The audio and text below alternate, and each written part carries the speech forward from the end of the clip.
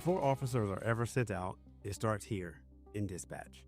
We're kind of the eyes and ears for the officers as they're out on patrol. We take all of the information that's coming in on any incoming calls, and we are information gatherers, so we're providing all the information, all the details, so the officers can formulate their appropriate response depending on the situation. Okay.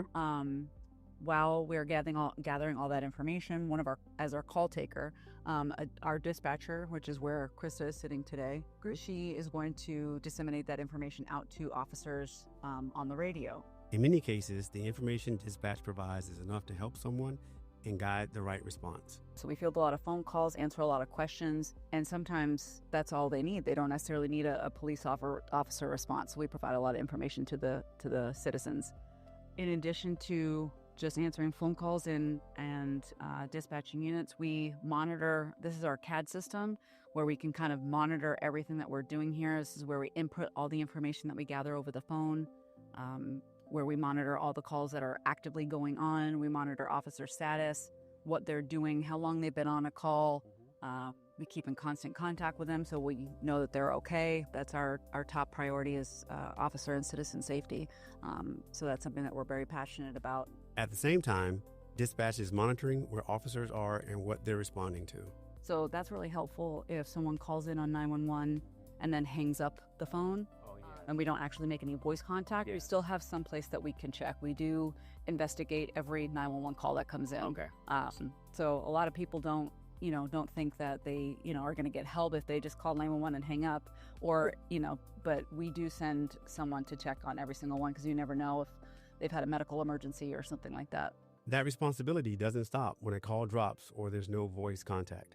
Dispatch also has tools to help locate a call when that happens. A lot of times it is other accidental calls, especially with, evolving technology, smartphones. It's just a click of a button and you can call 911. So it happens quite frequently that they're not true emergencies, but I'd rather have it, be safe than sorry. Thank you for saying that, because I was thinking the same thing. You never want to waste the resources of taking them away from where they should be, but I mean, in this day and age, to be able to get someone as quick as possible is just so life-saving. That level of judgment comes from extensive training and experience. This is serious.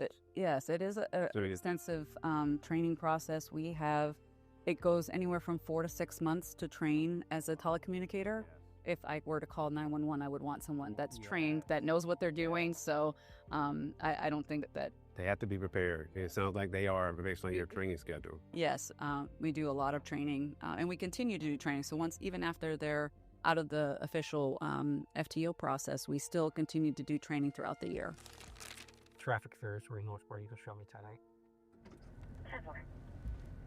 Out on patrol, every shift is different, and situations can change quickly. Any given day is you just never know what's going to happen because it's not a routine. It's not like you have, and I'm not trying to detract from what it is that you do, but I think it's similar in that you have a bit of a routine, you have an agenda and you have stuff that you put and set aside to work on, some long-term, some short-term. Ours is at the whim of life. Right. We are at the mercy of the radio. Whatever situation arises, no two are ever the same. So we never know how busy it's going to be or how slow it's going to be. At the time of 9/11, he was working as a police officer in New York.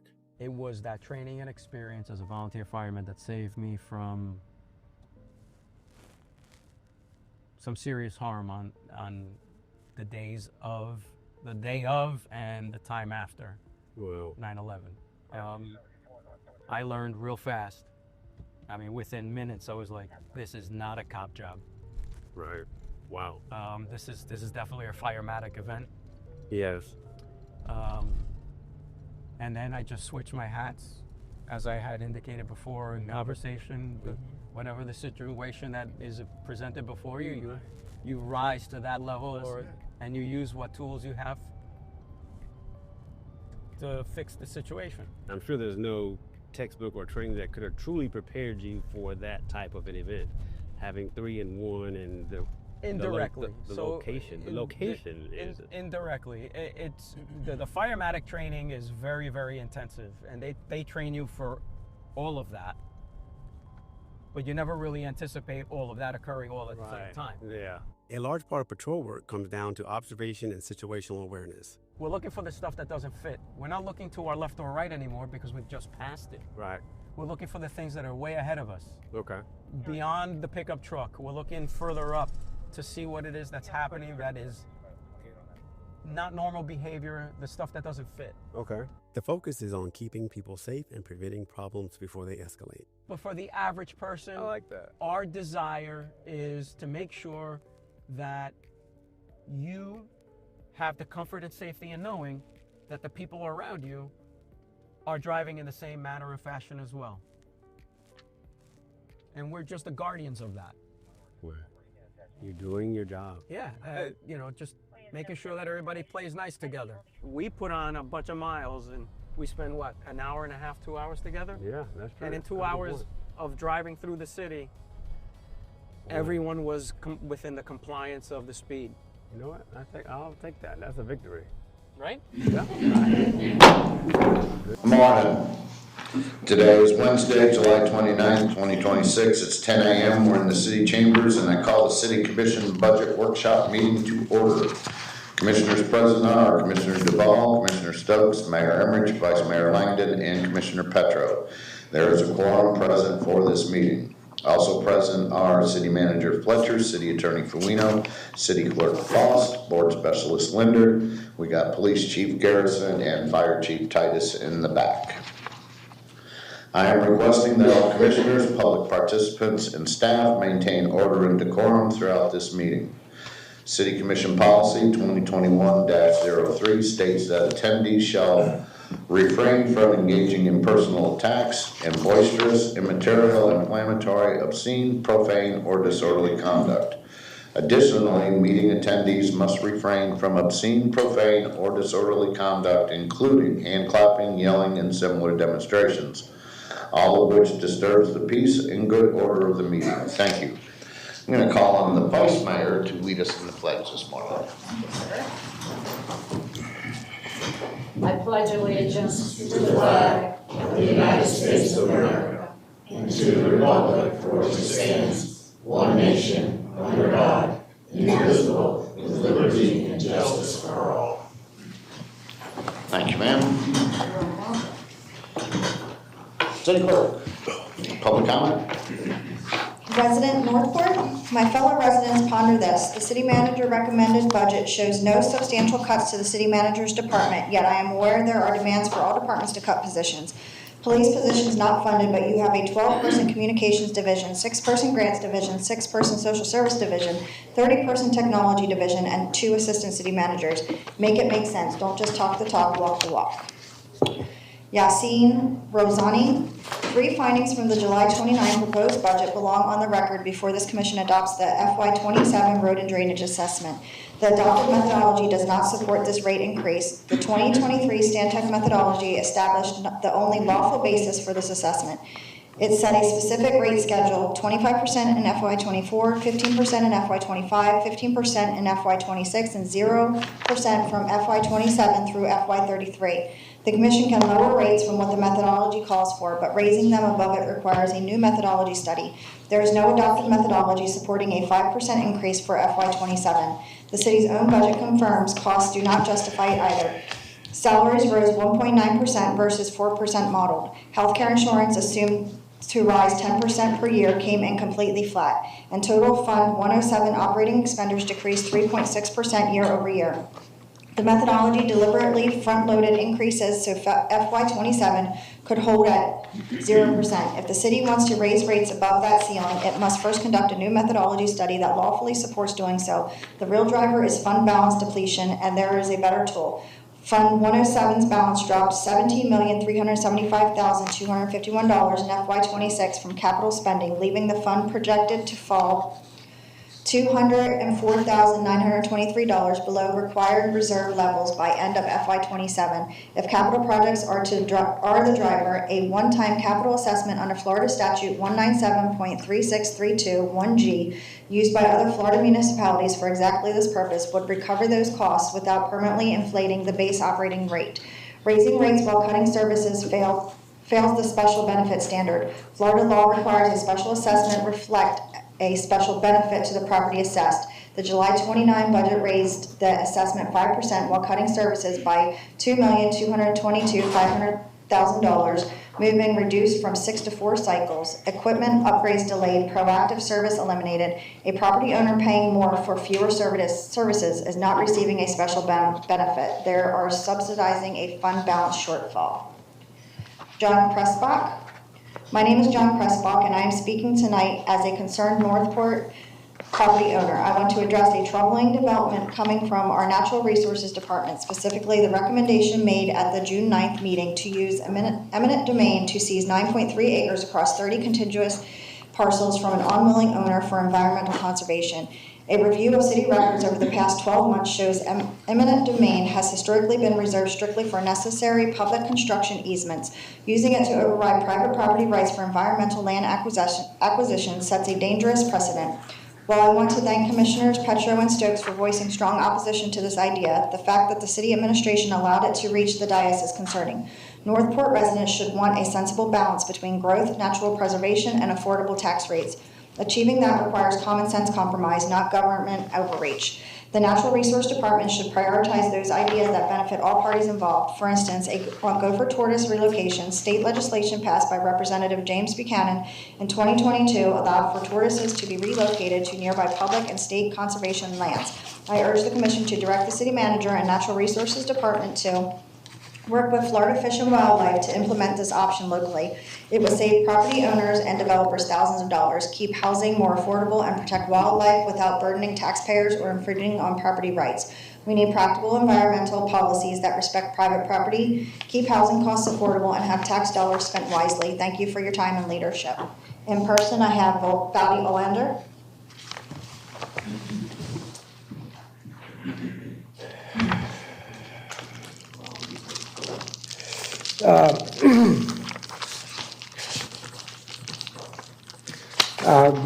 Good evening, good morning, I'm sorry.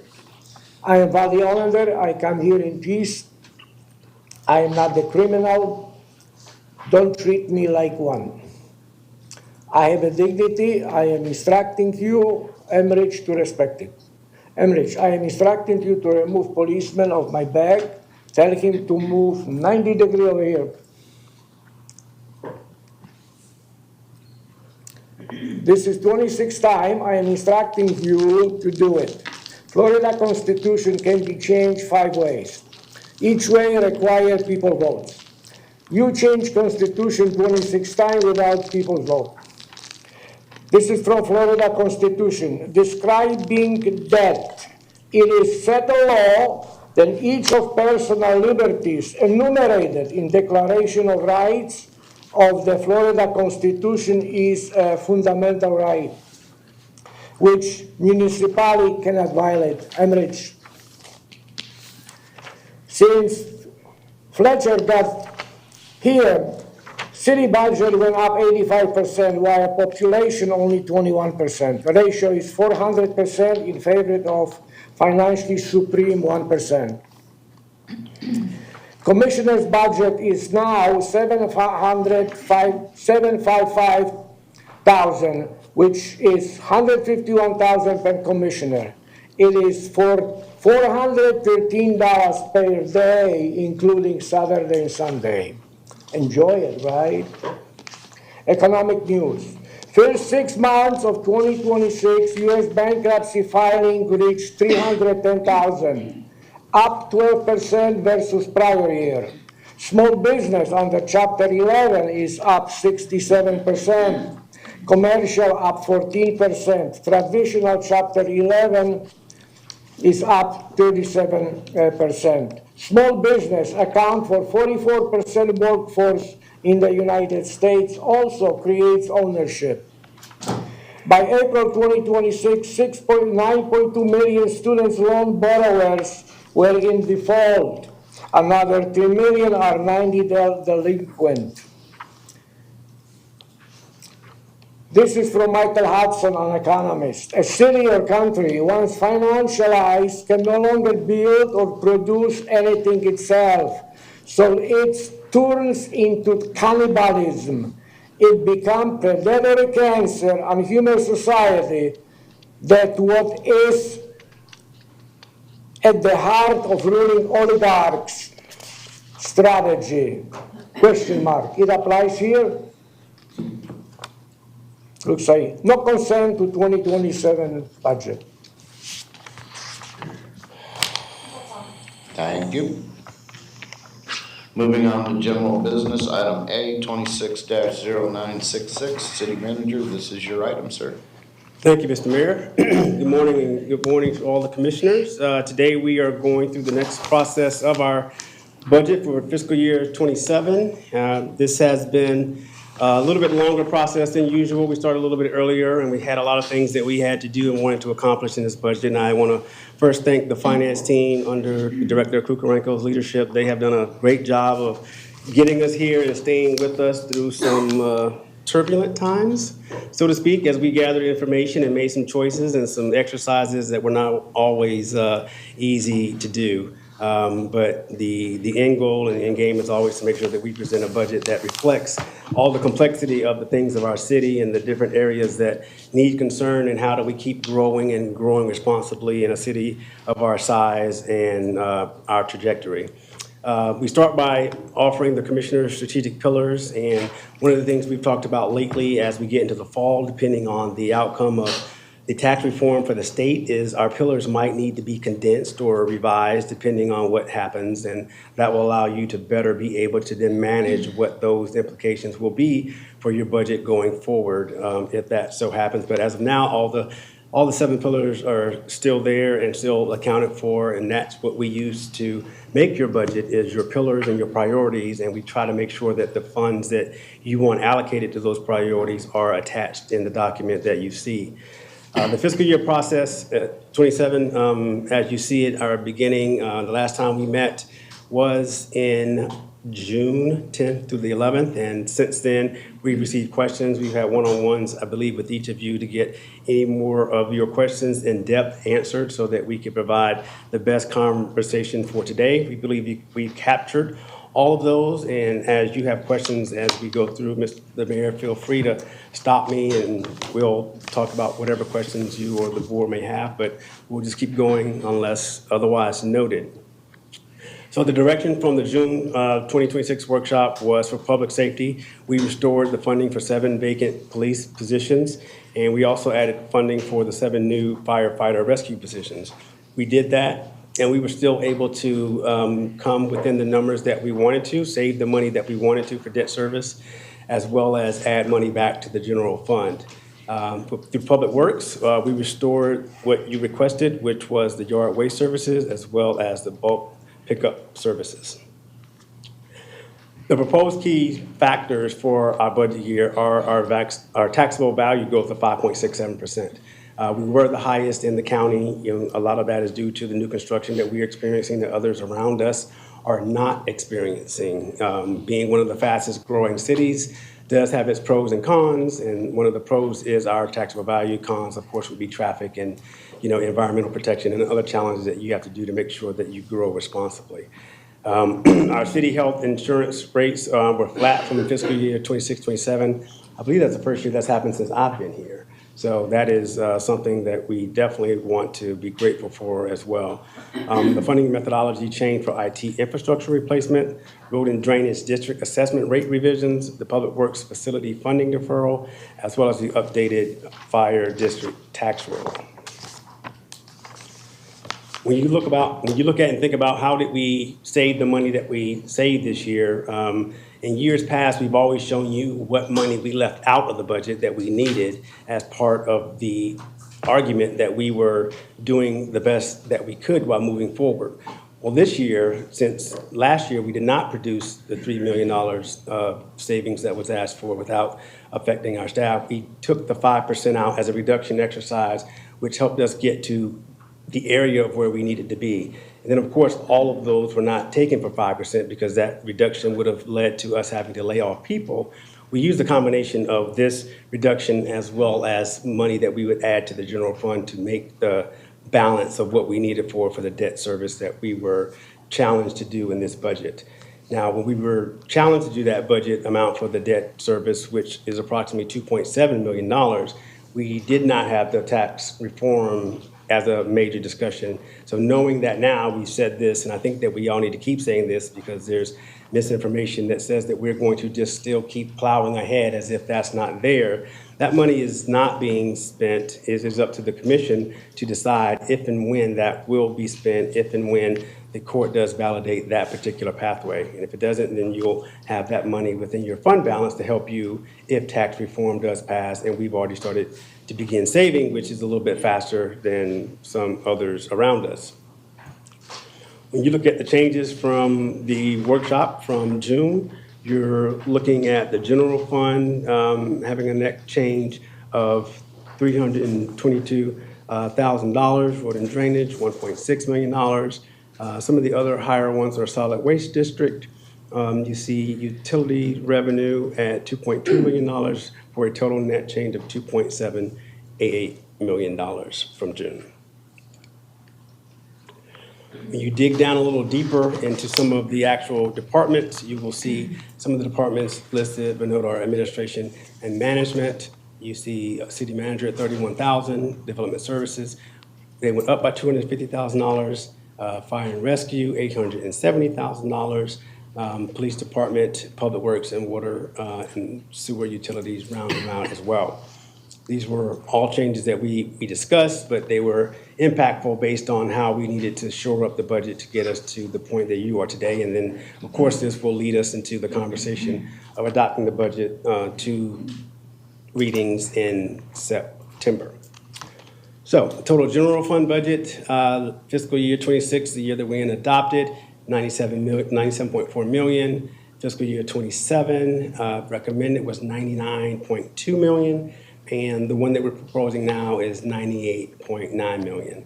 And those three different numbers are very close to each other, which is something you don't normally see in a year just based on growth and the activity that we have. But we are doing and have done things that have made that number a little bit more stable based on the current environment that we're in. When you look at the general fund and what was audited from last year, and as a reminder, we are audited every single year. For those who should know that that is a third-party independent audit that validates and looks for findings that affect how we operate the government financially, and it proves that we are in good standing based on those reports, and our audits come back clean, and so we're very proud of that. The projected fund balance as of September will be $26.6 million, and that includes when you add $4.2 million of the manager's proposed budget as a return, which totals $30 million would be there for next year, ending of September 30th of 2027. And that is a very strong number. You see, and you can recognize that we have the 20%, which is the commission policy mandated, 20%, which is $19.7 million. And then on top of that, we have an additional 10% that we carve out for anything above and beyond that we might need for almost $10 million itself.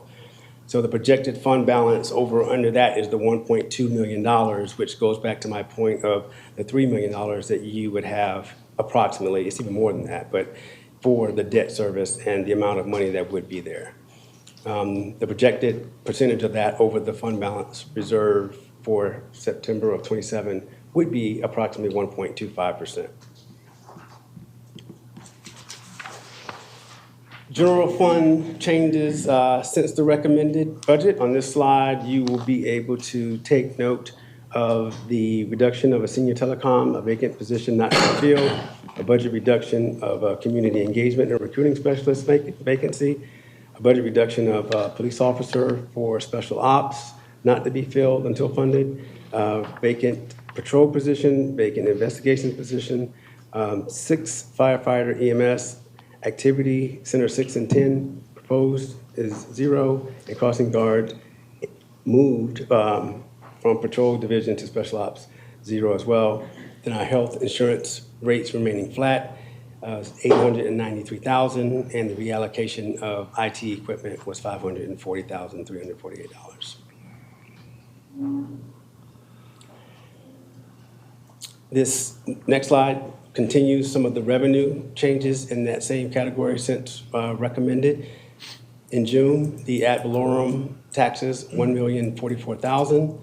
Local communication service tax of $106,590, as well as electrical fees, some sales tax revenue, the half-cent surtax, local impact, the school resource officer, as well as solid waste judgments and return to fund balance of $1.5 million. This is how your general fund breaks down by pillar. Of course, the biggest pillar we've talked about and emphasized is safe community, which includes our fire and police. They comprise over 50% of the general fund budget, and then you're followed by other departments such as general governance and our quality of life, our infrastructure, a little bit of economic development, and a little bit of disaster recovery. Compensation was a big thing that we talked about this year. We wanted to make sure that you knew and the public knew that we are well aware of the issues that everyone is facing, and I know affordability seems to be the biggest thing that people lean their hat on, but to understand that the people who work for this city are facing those same affordability challenges, and yet we still were able to make sure that we participated in the reductions that this city needs to make sure that everyone plays a part in how we can be more fiscally responsible going forward. The non-union employees, which makes up approximately 500 positions, last year in our compensation structure, we had a 1.5% COLA. We had a 1% minimum wage adjustment, and then there was a 3 to 4 merit increase based on individual performance. This year, that was scaled back to a 1.5 for a COLA increase and a 1.5% across the board, totaling 3%, which is a reduction, and there is an impact for those savings. The total budget, all funding impact was $1.1 million, and the general fund impact was $700,000. That is our way of making sure that you know, and I believe that when you look at the jurisdictions around us, you never want to be the jurisdiction that puts a freeze on salaries, because that will make you a target for those not wanting to come to your jurisdiction. And the one thing that we can say about our staff since we've been here, we have built a quality team, and I'm very proud of all the people that we have working for us, and we want to keep them, and we need to show them that they are appreciated in some way. And this is outside of our union contracts, which are, the PBA, as you can see right there, that follows the fire, as well as the AFSCME employees who are under contract through their unions. So their contract rates, their rates are stipulated in their contracts and adjusted accordingly. The one that we had the most control over, we did a good job of reducing it down to show you how we were fiscally conservative. Some things I've talked about publicly already, reducing in our budget and our policies, are looking at how we use our overtime. And that's not to say that our overtime is being misused, but we need to establish clear and consistent guidelines for the use, as well as clear and consistent guidelines for take-home vehicles, which will help promote operational efficiency, fiscal responsibility, and accountability, and the responsible use of public resources while supporting those effective service delivery departments. The overtime, whether it's being approved for overtime that's more than contractual and not necessarily discretionary, always should be looked at just to make sure that it is in proper alignment with the need. And that's just something I don't think we've done in a deep dive since I've been here, but just want to do it to give people that sense of comfort that what we are using for overtime is the right thing. There is that balance I think we've all talked about of having overtime versus adding new people. It's a balance. It's more probably art than science, but it depends on the needs that we have. There could be an emergency that could spike up overtime at any reason for any day, and then there's contractual overtime where we're supposed to be, and we are at those places on regular scheduled times, and we provide those services accordingly. Take-home vehicle policy is one that I talk about, but I want to be very careful about it just because we know that there are many people in our organization who use take-home vehicles, and they do provide a value and a benefit, and others around us are providing that same value and benefit. And again, if we take away something that we show as a benefit and others do not, then that again puts the target on our people. And that's not the goal of the exercise. The goal of the exercise is to make sure that the vehicles, they're being used exactly the way that we want them to, and there's not a cost-saving exercise or cost-saving point in there that we could all look at and have a conversation about. So I applaud those people who are using them now, but we just want to do an evaluation to make sure that we optimize over time and that we look at the take-home costs and benefits of our vehicles and understand that there is a service delivery that they provide with them. There's a morale impact that goes along with that as well. It's not very singular. It is a very nuanced situation, which is probably why no one has sort of done a deep dive into it right now. But we want to do it, and I want to do it carefully, and I want to make sure that everyone's participating in the process. Controlled hiring, we did not put a hiring freeze on. We called it controlled hiring because we wanted to better look at and maintain the tracking of all vacant positions. You're in a position where the city, and I'm going to talk about fire at a different, police at a different point. But you're looking at a city where you're growing, and the natural tendency for growth in a community is to keep staffing at a certain level to be in alignment with that growth. And we've shown in other graphs and documents that our staffing is in alignment with the city size that we have, but that does not mean that we cannot do better. And what we have done and what we have obligated ourselves to is to review each and every single vacancy as it becomes open.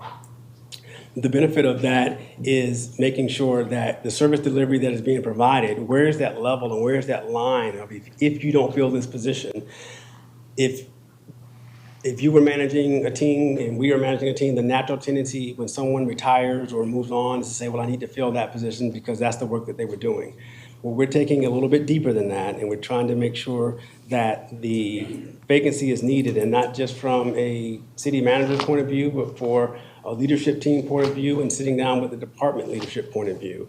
We're really trying to get out ahead of what may happen with the tax reform, and if tax reform doesn't happen, then we'll be a little leaner, and we'll talk about how to handle that from then. And if it does happen, we'll be better prepared to get us to go on that $8.8 million journey and $14 million journey that'll happen in the upcoming years to come. The administrative transfer, we've talked a lot about this, and this is the administrative cost pool, which provides administrative services to support all departments. This cost-sharing model is not new, but we've gone into it more in detail in this year than in years past. But programs or divisions that support the overall operations of the city, they're jointly used by 2 or more divisions, but cannot be directly attributed to any single cost objective. That's why it is cost-shared, and the accumulation of these centralized activity costs are allocated to the benefiting functions. When you look at the percentages under the city department's pay for the services rendered at agreed percentages, you will see it hasn't changed much from 12.9 to 14.8 in 2027. It does have an impact on our general fund, but we believe it is and continues to be the best way to properly allocate and make sure that the fair services that are provided are allocated accurately across multiple departments within the city. When you look at some budgets with minimal or no changes from the recommended budget back in June, you see a lot of our good governance, our city commission, attorney, and clerk, and manager, and comms, and social services, and finance. These had not very many changes from our last conversation. The city commission budget, it was adopted as $735,000 in 2026. The recommended budget from June was $755,000, and now we're proposing your budget at $750,000. The $5,356 savings was due to insurance rates. The city attorney's budget, pretty stable at $2.06 million in 2026. Fiscal year 27 was nearly $2.2 million, and fiscal year 27 is nearly $2.2 million as well. They had an $18,000 savings due to insurance rate also. City clerk, self-proclaimed best budget in the building. She had a fiscal year 26, $951,000 value compared to what we have in fiscal year 27. In June, it was 972, and now it's 962, and that is due to the change of 9,566 in insurance rates also. City manager budget, fiscal year 26, 2.08, fiscal year 27, 2.04, fiscal year 27 today is 2.044, also a small amount of insurance savings as mentioned with others.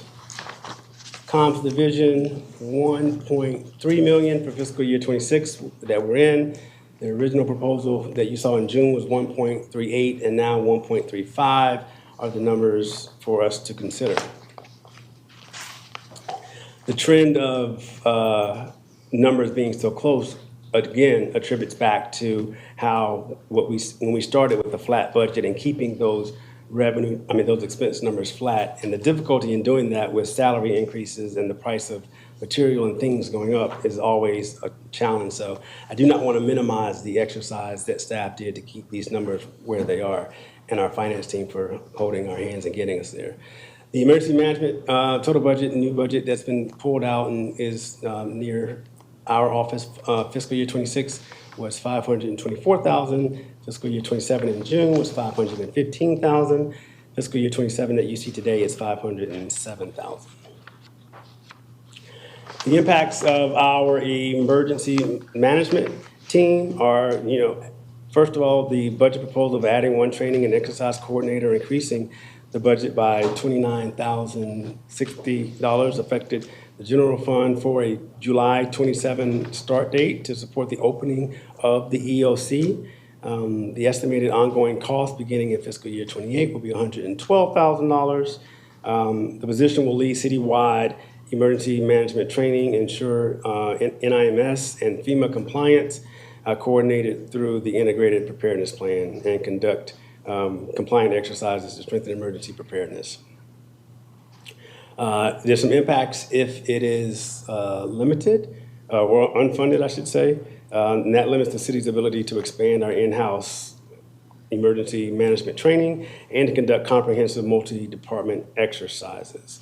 We continue to rely on off-site FEMA training will increase our travel costs and staff away from daily operations while limiting opportunities to improve interdepartmental coordination. We do believe that, as we know right now, FEMA is operating as it has in the past, and what we've relied on, and by I say relied on, I mean we've gotten back some money in a timely manner. I guess it depends on what you call timely, to who you're talking to. Finance and Val would probably say it's not very timely because it takes multiple years, but we still get it and we still got it. We don't know that that will always be the case. So while that may change, we don't have any information today that will tell you that it is changing for sure. The EOC not funded. We did request $1 million that almost made it to the finish line with the governor, but it was taken out of it. We will have to figure that out because it does fund the furniture, technology, and equipment and other needs for the EOC. And with the EOC expected to open in July of 2027, we do not want it to open without the tools that it needs to function in the case of an intended emergency. And so without this funding, the city's ability to coordinate disaster response and protect the community during major incidents could be reduced, and that's not something we want to do. So we have some work to do in that area. We've talked to you about social services. We've talked to you about what they provide, the value that they provide. We talked about some different formats and different models, whether it was transitional housing. We've talked about making sure that we talk to the county when we have our in-person joint meeting with them to go over what the county receives from a social services standpoint from their contracted services that they provide out. This is going to be an area that we keep sort of evaluating with our manager Carrillo and her team. They are small but mighty. Their budget this year was $745,000. Their recommended next year is $753 in June, and it remained almost the same till we get here today of $753 as well. Reductions, looking at social services, the budget decrease ultimately was by $7,000. We reduced, the reduction will impact the ability to provide last minute or last resort financial assistance to individuals experiencing housing crisis and to residents at risk of being homelessness. We have talked about the people who are experiencing homelessness in our community. It is still there, still a challenge. We could do something like some other models that we showed you a month or so ago. I think it was in June. And that could be helpful, or we could keep doing the services that we do and provide them that way. But there's opportunities there for this division to make sure that we're meeting the needs, not only of the commission, but the community as well. The consequences of reducing our services and social services, it's just reduced the ability to assist the vulnerable residents, including some of our veterans and seniors and those who are experiencing homelessness and people with disabilities who face urgent or one-time crisis and do not qualify other assistance programs. That's the value of the services they provide. We could also limit emergency support for needs such as temporary lodging, transportation, or other assistance. And we could be increasing the risk that short-term crises escalate into homelessness. So all these programs are designed to help those who are in need and making sure that if and when they need some help at the very last resort, we do provide that. And it's not something you always see, and it's definitely not something you always hear about, but it's something that provides a value to the city. And reducing those services and the programs, and we talk about the MP Squared and the Children's Closet and the Youth Scholarship Program, you know, the baby shower and the preschool and the back to school events and the Home for Holiday initiatives. All of those are valuable programs to the community. Some of them you can't measure, but you can definitely measure what we spend in it. But there's an impact that comes back for people knowing that this place that they live cares about them as much as they care about us. So I'll stop there on social services. I think I made the point, and we'll go to finance. And finance is a little bit more structured as far as what they do and how many people they have. When you look at their budget, it's a lot of personnel. They have very little operating expense, as you can imagine. So the total of their fiscal year 26 budget submittal was $3.2 million. Fiscal year 27 in June was 3.2 as well, and now we're still looking at fiscal year 27 today at 3.2. That is some awesome consistency. Human resources, they are. I think they're fully staffed now. You know, yeah, I think they're fully staffed now, which might be the first time in a long time. They've had a lot happening in a 2-year window, so we're very happy for that. But they have done a great job of managing our continuing growing staff. So their fiscal year budget was 27.7 in fiscal year 26, and fiscal year 27 in June was 30.6 million, and then the 30.6 was still there approximately for what you're looking at for your budget today. They do have fund balances in human resources, and they have a self-insurance risk fund, a self-insurance medical fund, employee benefits fund. As you can see that these projected fund balances as of 9/30/26 will be 1.1 for the self-insurance, 5.8 for medical, and 190,000 for the employee benefits.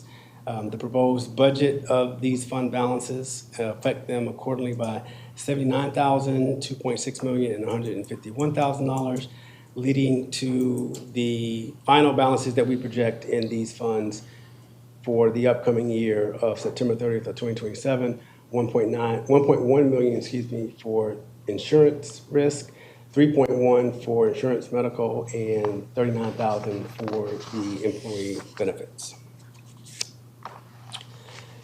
The non-departmental total budget fund, $2.1 million was the adopted rate from last year. 2.1 was submitted in June, and 2.1 continues to today.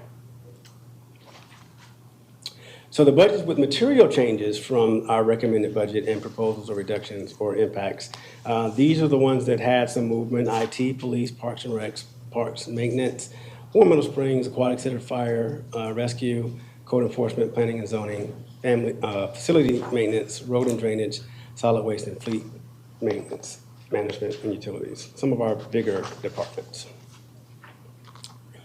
When you look at IT, they have a funding methodology change and reallocation of direct costs for virtual infrastructure replacement project. There's also the estimated need for the transfer of $866,000 to the R&R fund.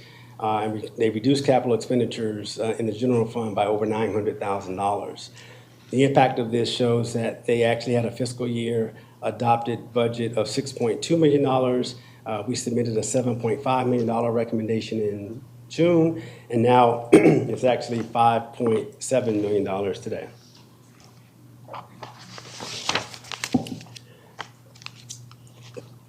Police Department. They had a increase of $1.6 million or 3.89% from their fiscal year 26 adopted budget, an increase of $841,000 approximately for the restoration of the police positions that we talked about, and a $336,000 saving from insurance rates.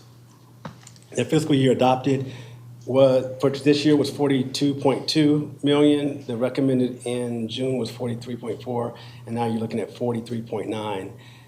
This budget deserves just more conversation because we're talking about some of the proposed changes, and the police department has done extremely well with what I have not put in their budget for the past 2 years, and I'm getting concerned that we're getting to a point of their positions and not sort of keeping track with our population and where we're going. And I know that, even though that they are not protected under the pending property tax reform, we have to be able to acknowledge their situation. The reason why we haven't added more people to their actual departments, and they do have needs, and we're going to talk about some of those, but we're still waiting on getting some of the trailers to get on site so that we can have some space to put new people. We are trying to make sure that we monitor their police data points and statistics to make sure that we don't slip into an area of having more people in harm's way than not. They are doing an extremely good job at what they have. It's just not sustainable. And then you might say, well, let's add $1 million to their people right now, here and today. Well, then that puts us in the position of adding more people, and then we get questioned or having to worry about where you're going to put them because you're already busting at the seams. And while these people are not just sitting in offices every day, there is a combination of some administrative versus those who will be out in the field. But the bigger issue, which I'm sure you know where I'm going, is the space that they have and the space that they don't have. That is going to be a concern, whether we're talking about evidence being stored properly to make sure that we do things properly, or we're talking about, an actual police headquarters. Fort Myers just approved the headquarters for $145 million. Their stated population is 104,000 people compared to our nearly 100,000 people. And I think when we were originally talking about ours, they were saying that theirs was going to be like $70 or $80 million. And our chief and deputy chief were thinking that was going to not be right. And now, of course, they are correct when you see them accepting it. But it's a need. It is not going away. And we thank you for putting that in the conversation of the $2.8 million of borrowing that we were thinking about. But knowing that that most likely will not be borrowed at this time, the police situation still seems to be a challenge that we have to face. And when you look at this slide will tell you the positions that they need.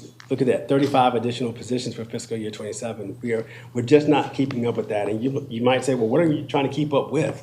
You might remember that we've had several studies, I think 2 since I've been here, that talked about the growth of the city and how that you needed to keep the growth of the police staff on that same level. I know that we see every day the value and the work that the officers are putting into the city, but they also have to be put into the same budget machine that everyone else is put into and figuring out, well, how do we keep those levels the same? If property tax reform happens and public safety is not protected, that does not mean we're going to reduce public safety in order to meet that mark. It just means public safety will continue not to grow at a level that we need it to in order to maintain the levels and service that we want for the citizens that we have. that's where sort of the challenge comes in. But you can see some of these positions that they need for.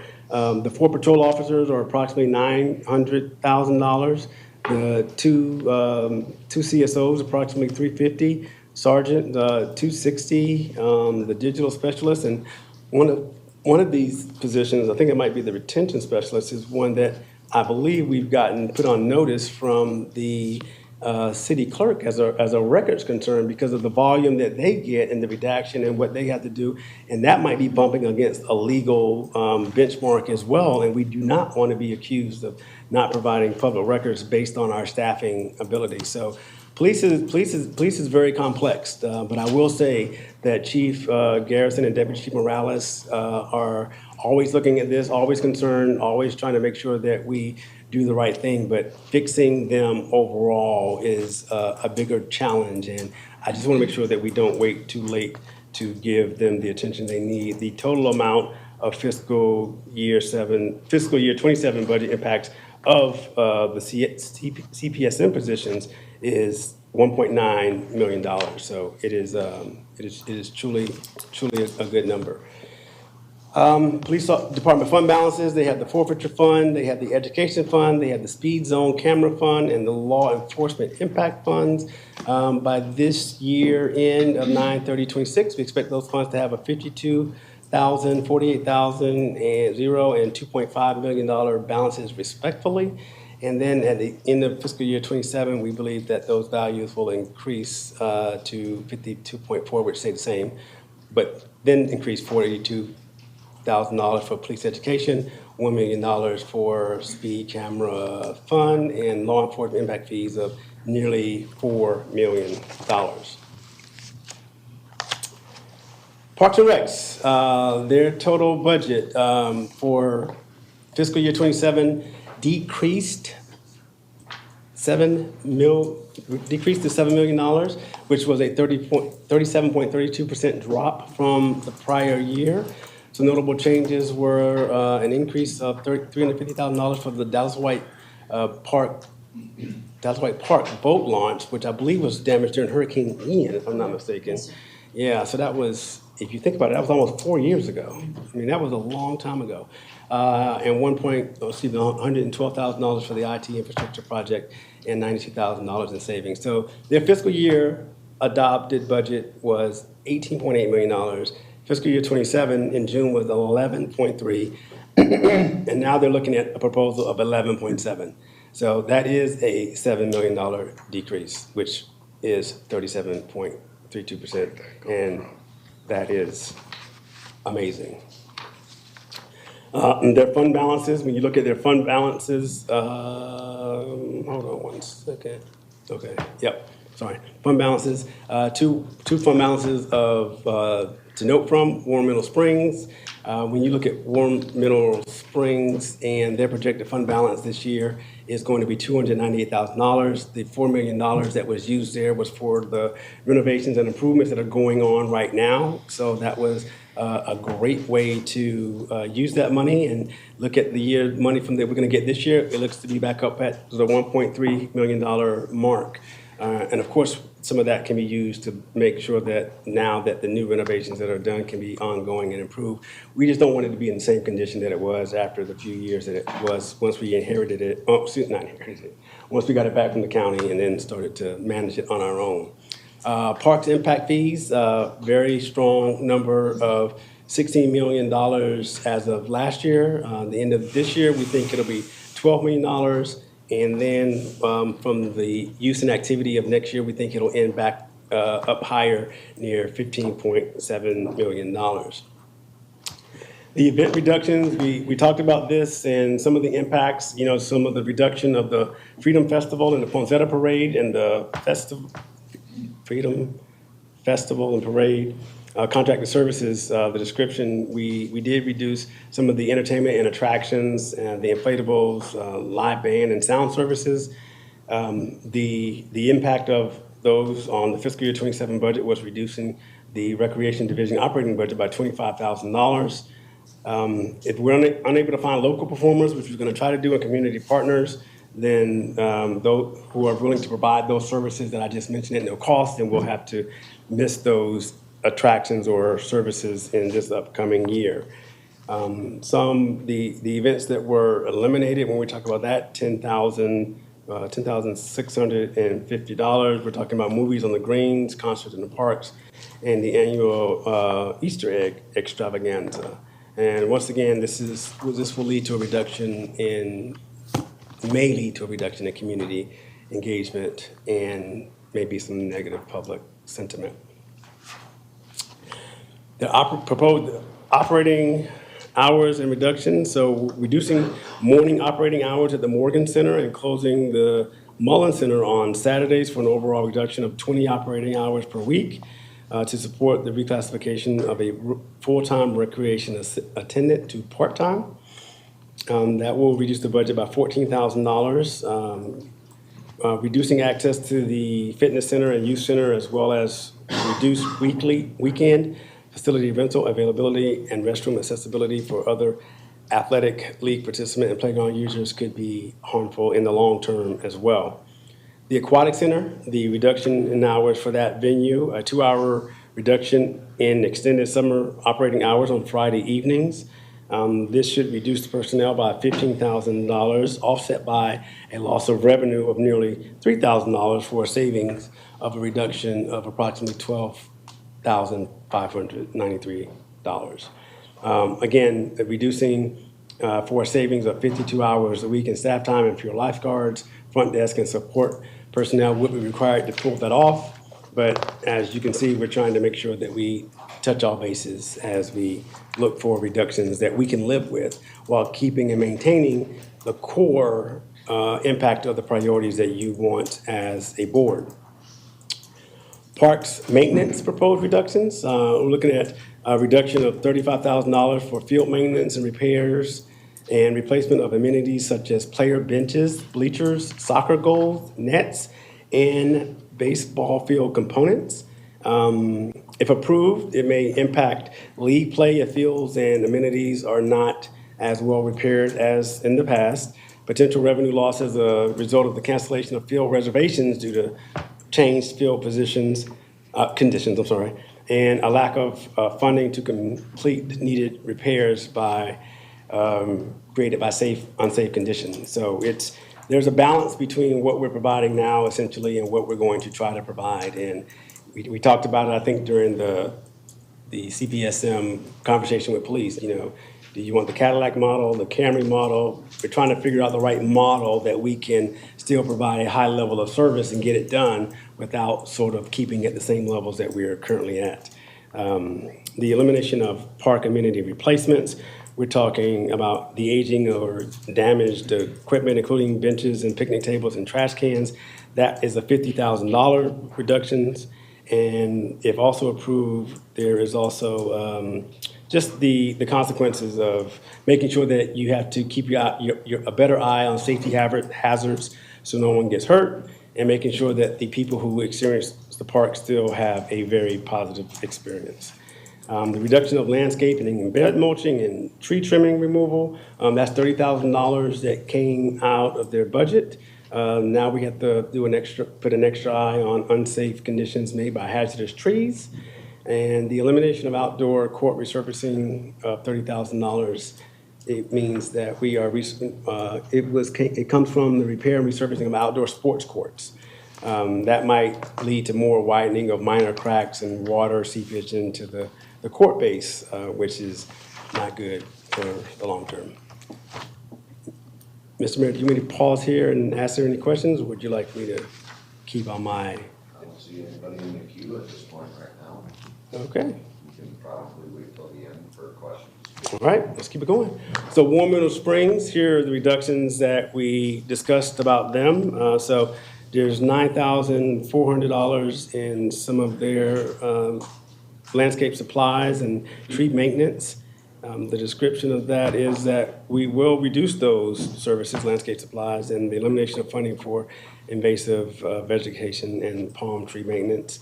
And that may just result in invasive species growth and palm tree overgrowth that has a negative impact on park aesthetics and some of the visitor experience we want to keep very high. The reduction of operating equipment is for funding for replacement equipment and operating supplies, including lounge chairs, picnic tables, umbrellas. But going through the rehab that they're going through, I think Warren Middle Springs is going to have a different experience altogether. And we actually look very forward to that, as we said this week during the Hat Off event. The Parks and Rec After School Program, which is a very good program that we believe is going to have a great impact on our city. So it increases the budget by nearly $46,000, but it establishes a city-owned and operated after-school program to address the documented need for after-care services in Northport, which we know that those services are not heavily provided, and we are looked at as a desert for providing those. But we're going to provide a safe and structured environment with homework assistance, character development, STEM, arts and crafts, and outdoor recreation. It'll have 2 new part-time people to operate the program, and we estimate a revenue of $69,375 with $45,900 operating expenses. Therefore, that program will have a net revenue of $23,475,000. If we do not fund this, the city may not help meet the documented demand for after-school care identified by Sarasota County Schools, our community needs assessment, and resident surveys. The working families will have fewer affordable aftercare options for school-aged children, and we will miss out on an opportunity to provide a self-supporting program that enhances youth development and community services. So I'm very excited about that one, and I think the Parks and Rec team deserves an extra level of kudos for finding a program that makes revenue in a time where we're searching for places to cut. Fire Rescue, their budget actually increased by $4.1 million or 9.75% for fiscal year 26. And that was to add back the positions that we talked about that they need. We do have fire stations that are opening pretty soon, and being prepared to service those in need is extremely important. I don't have to go over how important that is, but keeping up with their employees is how we do that. And that's why their budget went from $42.5 million in fiscal year 26 adopted versus 45.6, which you saw in June, and 46.3, which you are seeing today. Changes in their budget increased the budget by $540,000. This was split 50-50 of the 6 firefighters that we just talked about. And that ensures the reliable emergency response coverage for current and future residents. And we also had a budget proposal for the fire prevention inspector and plans examiner that increased the district budget by $96,080, and that ensures timely plans are reviewed and inspected. It also supports responsible development that protects public safety, and it enhances operational continuity, succession planning, and customer service. The Fire Rescue proposed reduction, the reduction for overtime, which is available funding to support the contractual addition and paid time off of overtime. The budget impact, it reduces overtime by $647,000. That is a very good stretch goal for our fire department and our chief.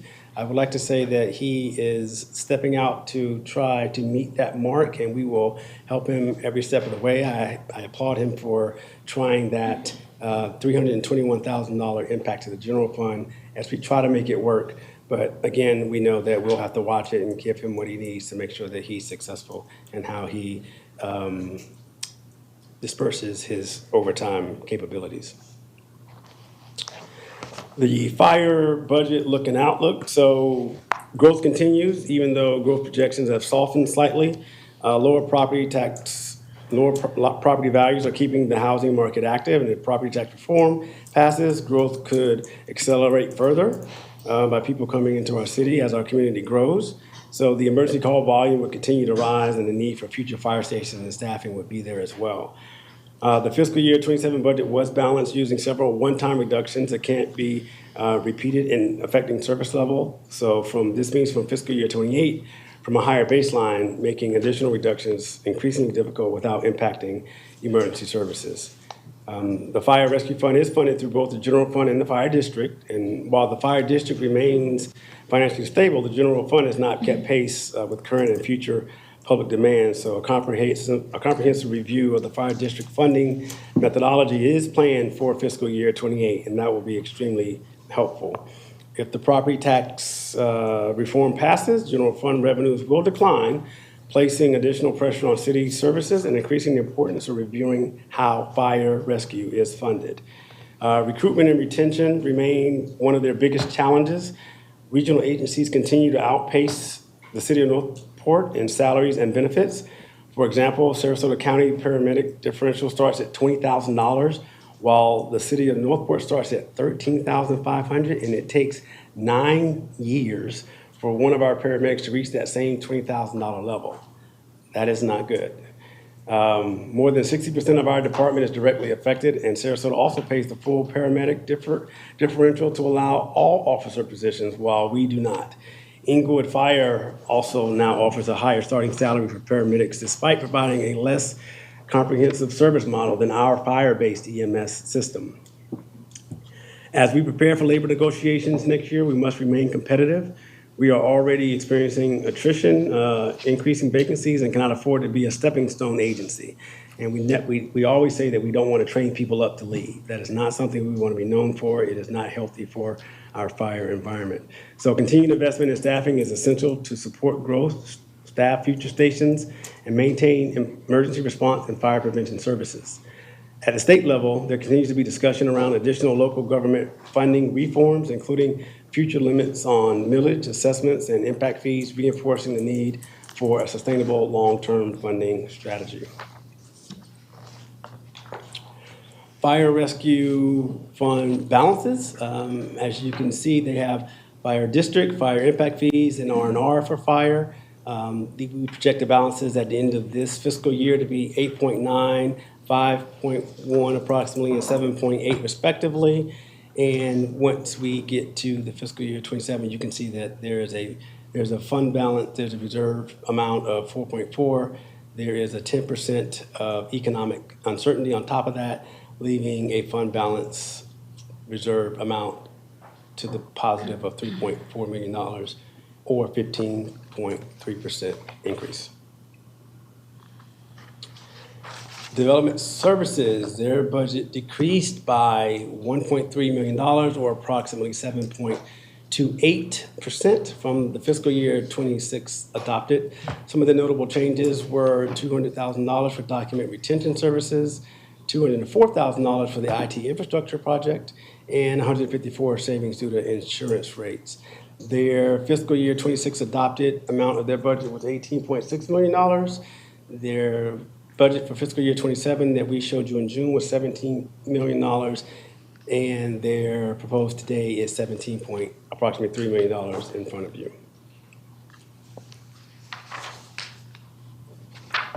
Whoa. Code enforcement and planning and zoning. So, budget proposal for reduction in other contracted services. This is going to reduce the hazardous tree and grass abatement program by $75,000, or 25%. It will affect our capacity to remove unresolved code violations and prioritize only the highest risk cases for their services. There's also a budget proposal for consultants and surveyors, and this is going to increase the budget by $455,000 to expand the consultant and surveying services providing the technical expertise, surveying capacity needed to maintain project schedules and support timely project delivery. We don't fund this. We'll have a failure to adjust and may result in schedule slippage, increased long-term costs, and potential impacts to project delivery commitments. There's also one up there, 3277. That is for Activity Center 6 and 10 Infrastructure Master Plan. We increased the budget by that $350 to prepare an infrastructure master plan for Activity Center 6 and 10. This plan will go hand in hand and coincide with what we did in front of you last week. The plan will identify infrastructure need, prioritize improvements, strengthen coordination between FDOT on the 8 to 75 Yorkshire Raintree Exchange, and establish a framework for future capital investments to support planned growth and economic development. Not funding that proposal may delay the coordinated infrastructure planning, reduce coordination with FDOT, and limit economic development opportunities and increase the risk of higher future infrastructure costs in activity centers 6 and 10. Public Works. So Public Works total budget showed an increase of $18.6 million or 20%. And it was highlighted by, first of all, the proposed budget of 27 decreased by $500,000. That was one of our adjustments that we made, but the net reduction reflects the following. We're looking at $1.5 million reduction for Public Works Facility Project, $273,000 savings due to insurance rates.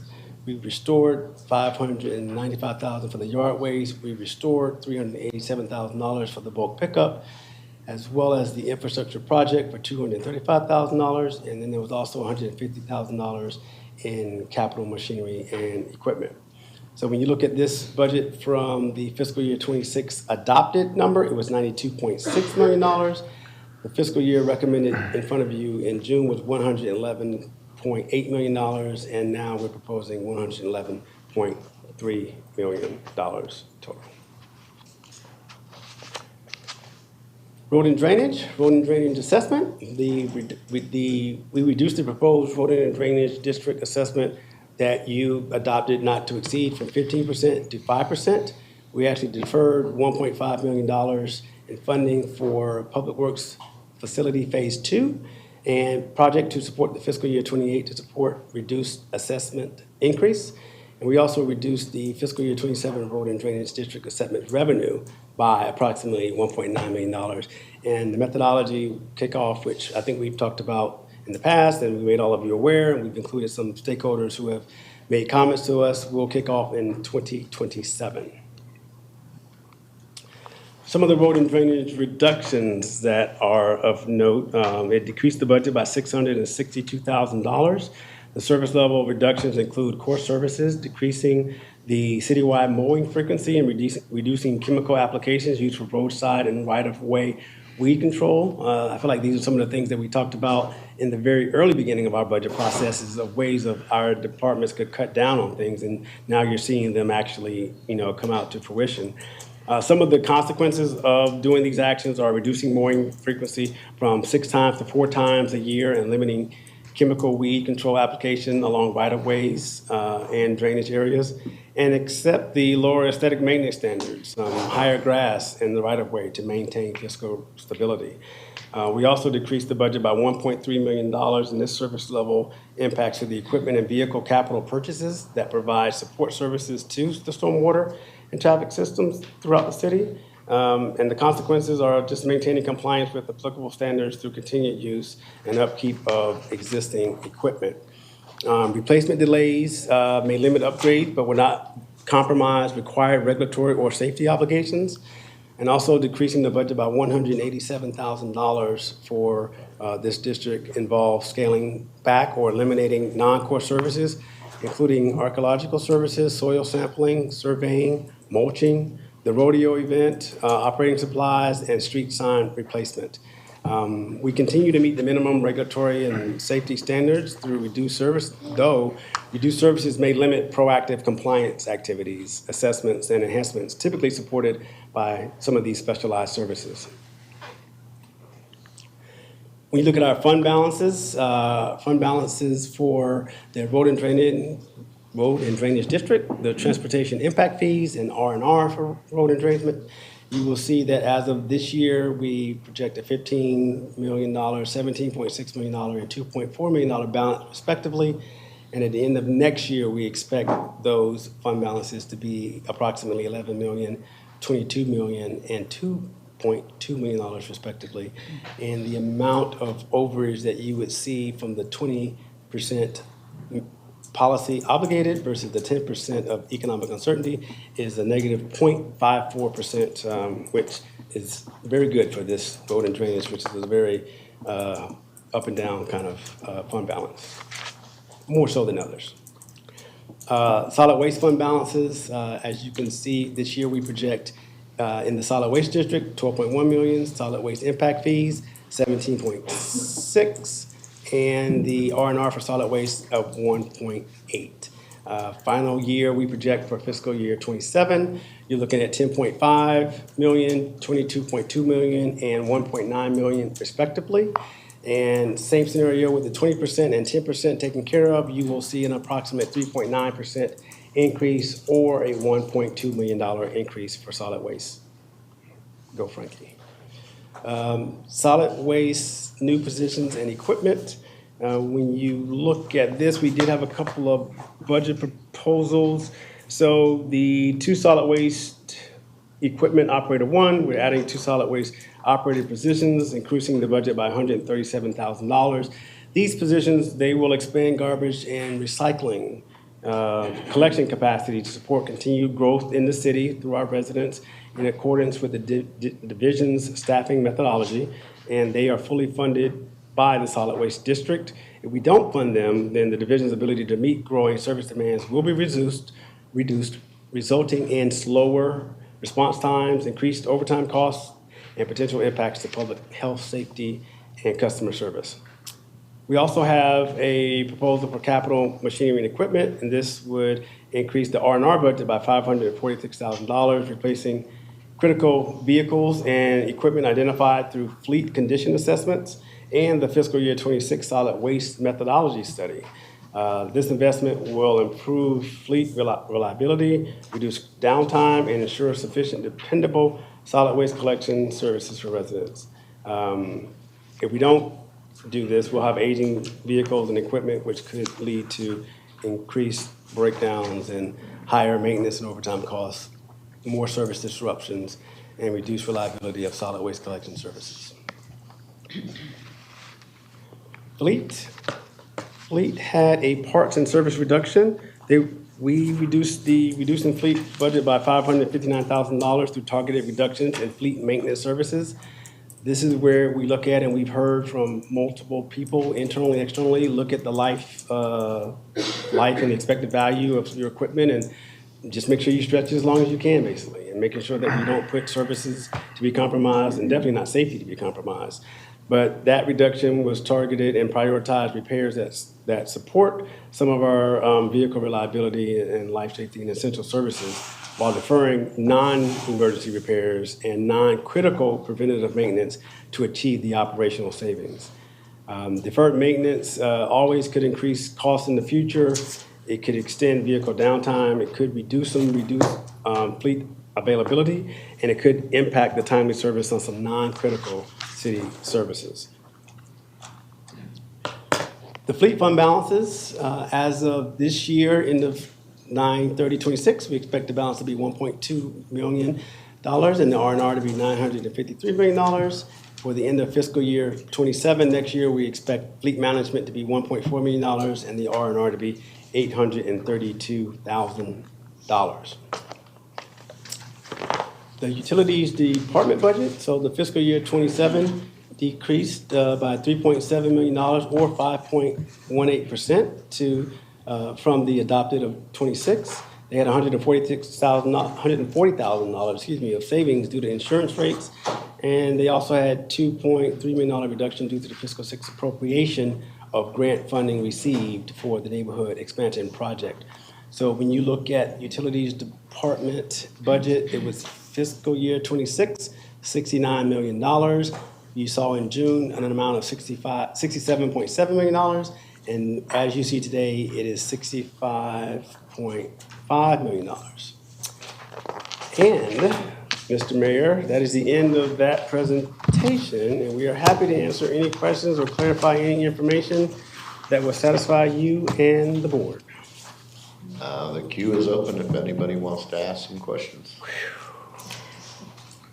Vice Mayor. Thank you, Mayor. Just a couple of comments.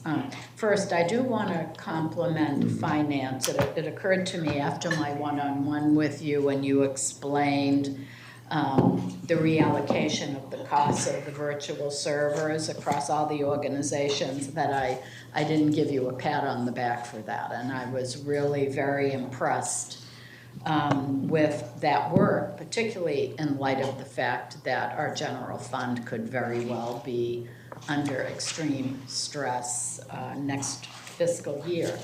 And it's very, very common in large organizations for those assets that really exist to support the entire operations of the city, so finance, IT, HR, that the costs of those things be allocated across the entire organization. It might seem strange to folks that aren't used to that, but very, very common in large organizations, and we should be prepared for that.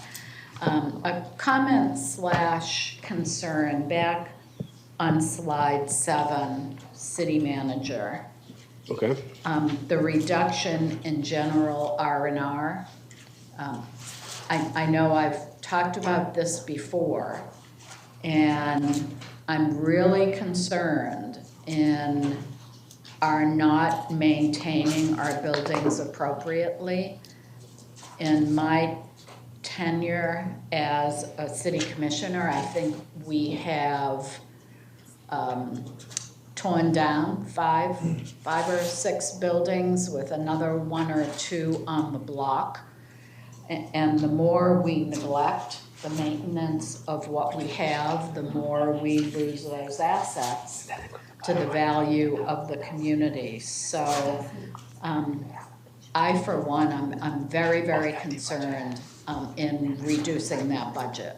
And I would like to see it, well, let me ask first, I'd like to see it restored, but can someone explain what won't get done this year since we've cut that by almost $900,000?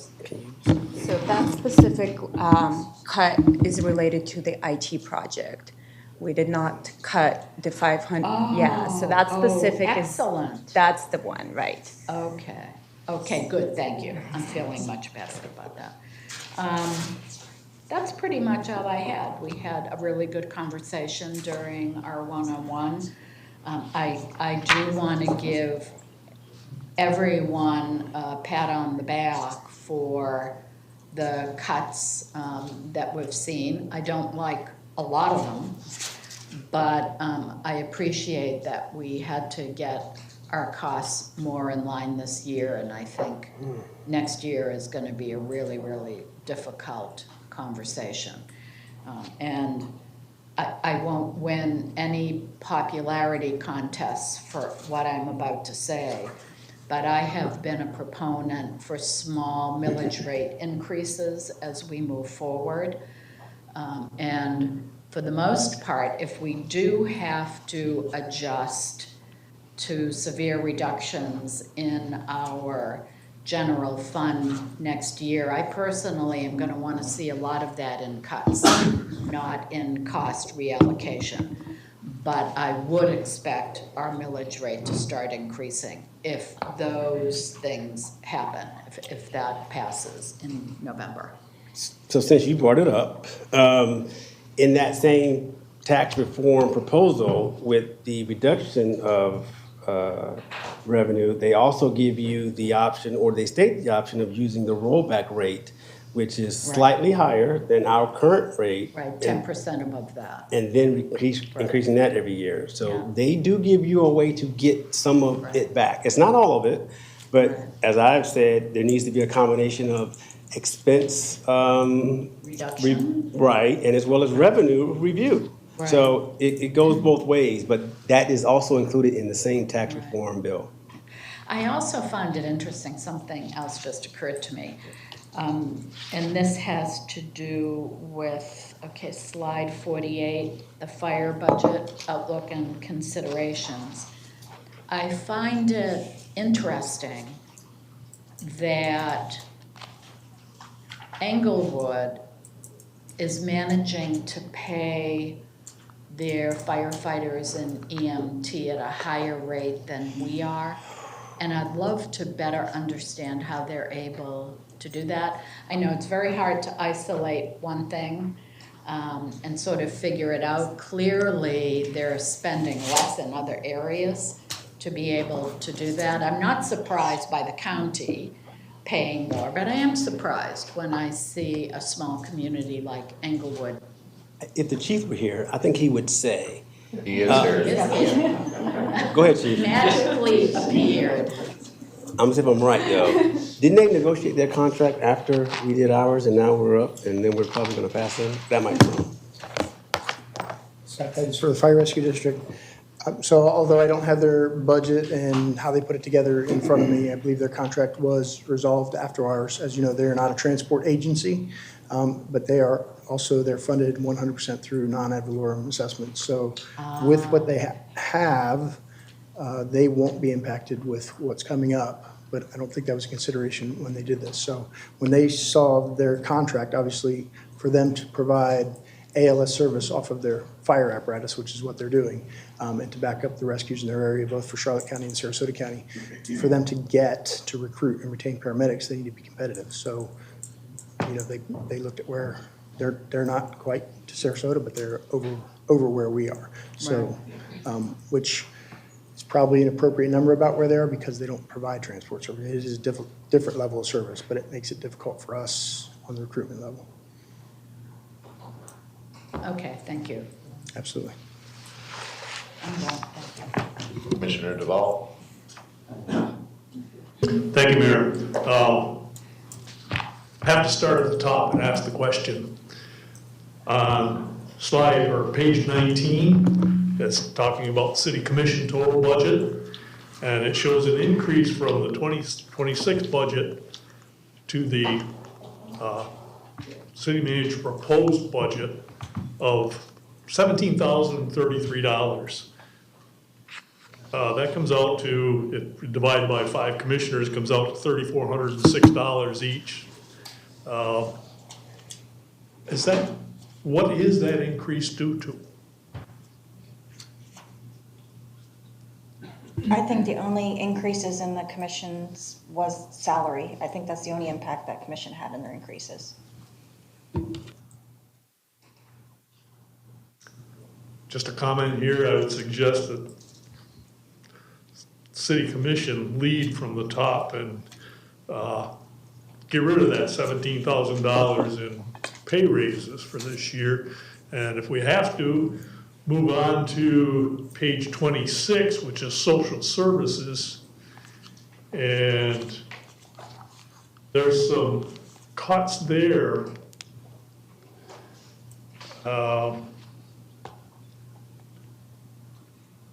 Actually on 27, it describes some of the cuts. There's $7,200 cut. That's reducing emergency support for vulnerable residents.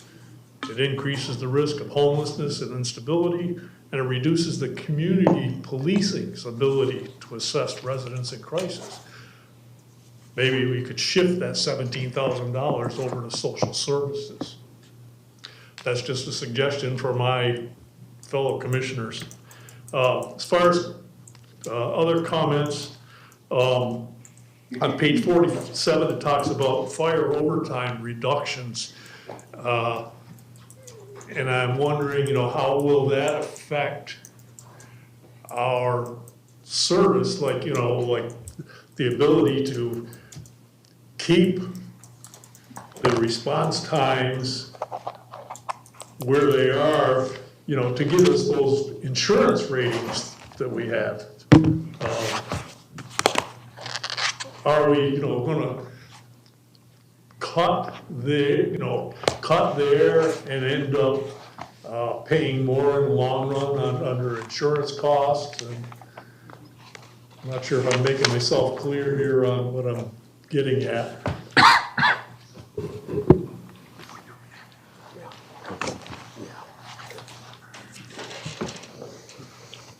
Scott Titus for the Fire Rescue District.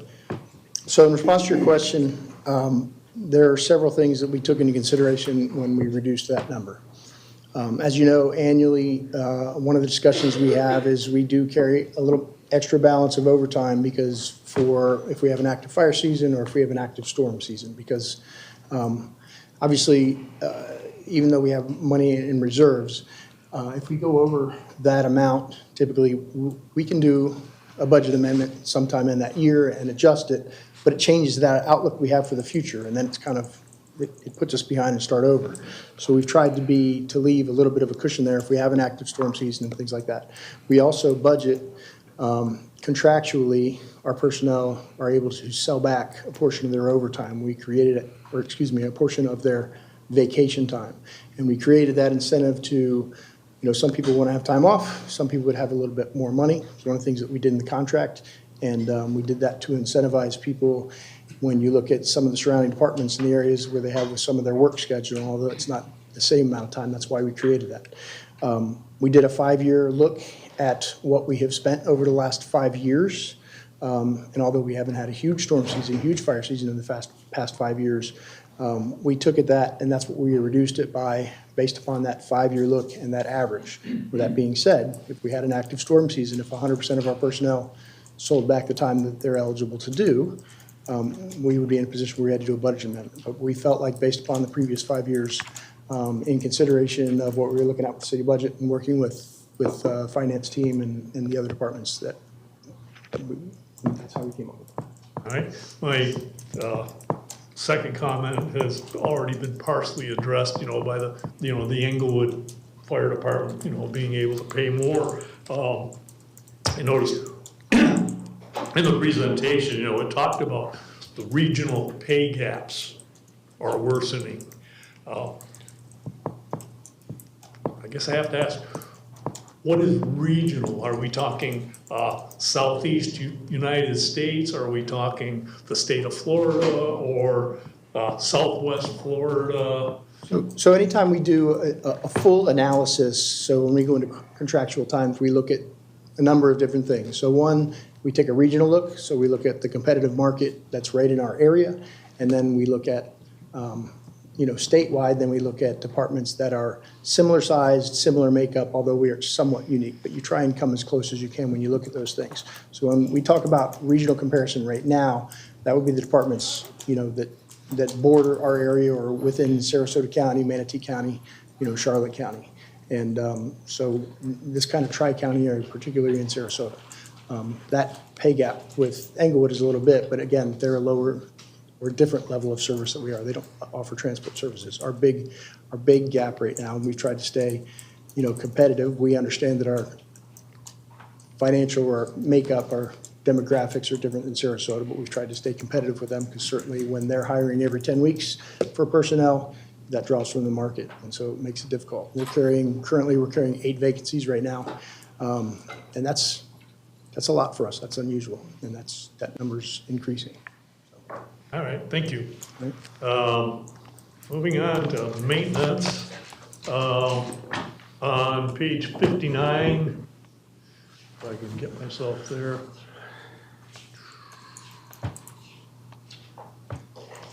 56, 58, 59, we were just talking about deferred maintenance.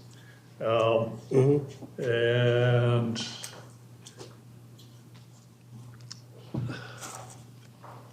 I saw the terms parts and maintenance. Now,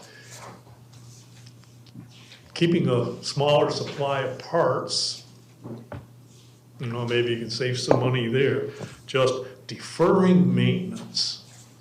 We have a problem with the buildings in this city, that haven't been, we've deferred maintenance and now, the buildings are in such repair that we can't afford to fix them, or we need new buildings. Maintenance is just an important, I'd be very careful making cuts to maintenance. That's it for me, thank you. Vice Mayor? Just quick in response to Commissioner Duval, whenever I see deferred maintenance, I kind of get really concerned. And we're doing a couple of things with our fleet. We're trying to hang on to them longer, and then we're deferring maintenance on them. So I think at some point that becomes a recipe for serious service impacts. And I don't know how to reallocate, but I would really like to see not deferring a lot of that maintenance. Again, pushing our vehicles out and deferring maintenance just seems to fly in the face of each other. So I agree with Commissioner Duval's concerns. Commissioner Petro? So question related to page 59. What are we talking about as far as deferred maintenance increases, repair cost? What are we foregoing if we're gonna go with this proposed amount? Let me see if I have, what did I say?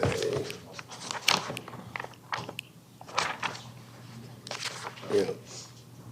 But I'm gonna be checked to it. I thought I talked about that. So,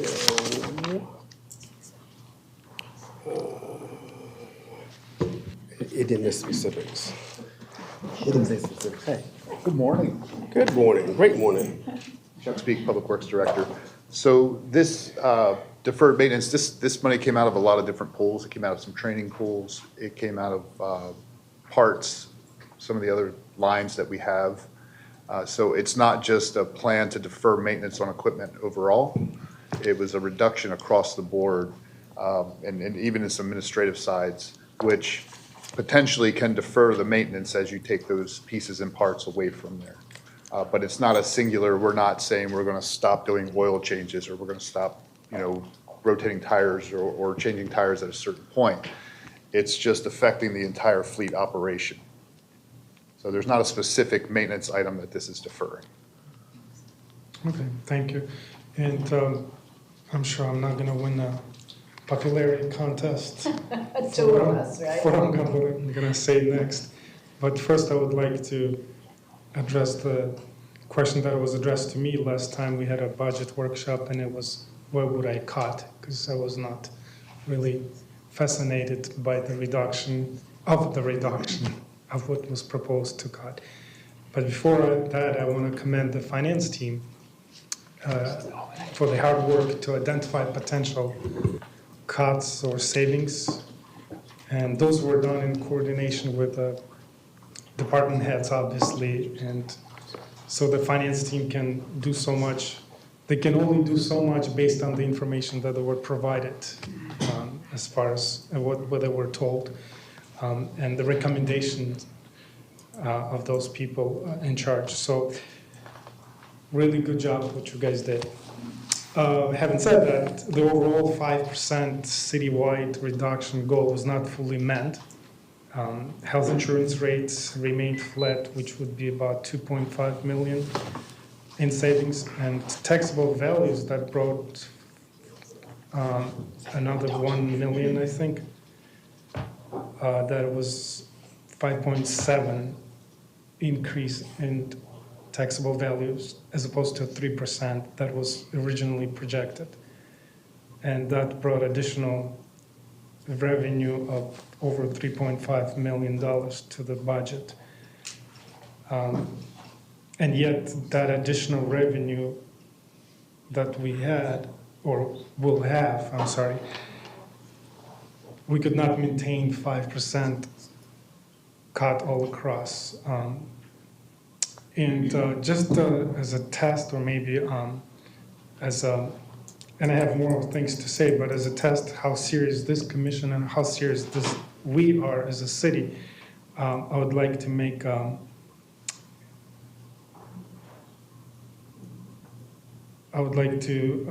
ask for a consensus, and that is to unfund one proposed position outlined in the budget proposal 3584, and that is on page 67 of our big book. And from what I'm seeing, this position is not even filled. It's just a proposal to have that position. What position are you referring to, sir? Fund or budget proposal 3584, page 67 in the big book. What's the name of the role? This. Oh. That's filled right now? Oh. Is it being filled, or? This position is actually not a vacant position. Oh, it's not? And we have not identified a specific position, but we had to go through the exercise to get the 5%. in order for finance department to get to the 5%, we would actually have to cut a position. So let me remind you, the 5% exercise was the top of the scale. That included field positions, which we could not get to that in the expenses that we received. But it sounds like what you're saying is we received money in ad valorem and we received the benefit of the health being flat. So why didn't we include that money in savings as well? Is that, because that's where you were going, right? Which we kind of thought someone would go there, and that wasn't the exercise of what we do. This budget has 1,000 different line items, and some of them go up and some of them go down. But the overall exercise to me, that we had the money saved so that we could actually pay for any debt service, keep our employees, and also pay them in a way that would allow us to retain them, that was the exercise. Okay. Not keeping everything that was saved and just cutting everything that we wanted to cut. That wasn't how we balanced the budget. Fair statement. I guess I will stop as far as the consensus as far as cutting out. But at the same time, in one of your slides, there was one of the slides was mentioning cutting training. And just next page, we have, which is a not substantial savings, fund 30, budget proposal 3508. It's only $10,420. So we saying we cutting training and we not cutting, so I'm kind of a little bit. We cut a lot of training in this budget because we had to separate what was critical for certifications and licenses versus other training that we need to keep our professional development going in the right direction.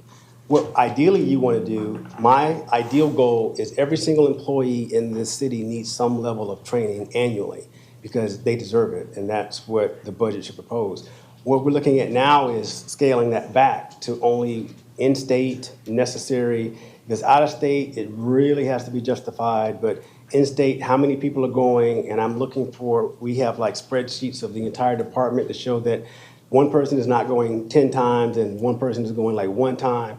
There's a fairness there as well. So you might see some ups and downs, and some of that's depending on the staffing that they have and the qualifications related to the job they perform. Can I also add, Commissioner, the budget proposal 3506 that was actually approved for finance does have training and a lot of other line items that got reduced, and that actually got approved. So we had 2 separate budget proposals.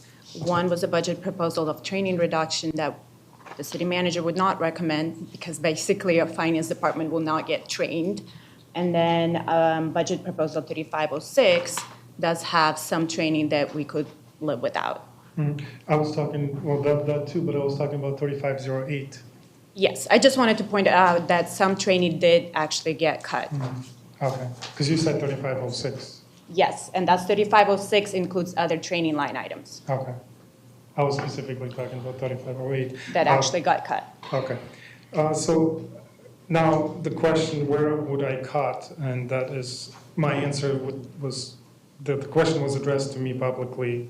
So I would like to respond to that question. And not affecting personnel reduction, some ideas of areas where I would have proposed cost savings. And I have shared some of those ideas with the city manager's office on my one-on-one with them and finance team as well. And I'm glad that you are talking about those and taking a look at those ideas of where can we cut down the line or down the road. I just want to say them publicly because I will ask that question publicly. So I would, and these is just ideas. I'm not getting into weeds of the, telling you what to do exactly and how to do it. But it's worth mentioning them and maybe taking a look and talk about those publicly as far as what would be concrete steps taking those into consideration. And a couple of them, I wrote it down, reevaluate take-home vehicles policy all across. And I know you're looking into that, and we've talked about it on my one-on-one with you, so I'm glad that it's being looked into.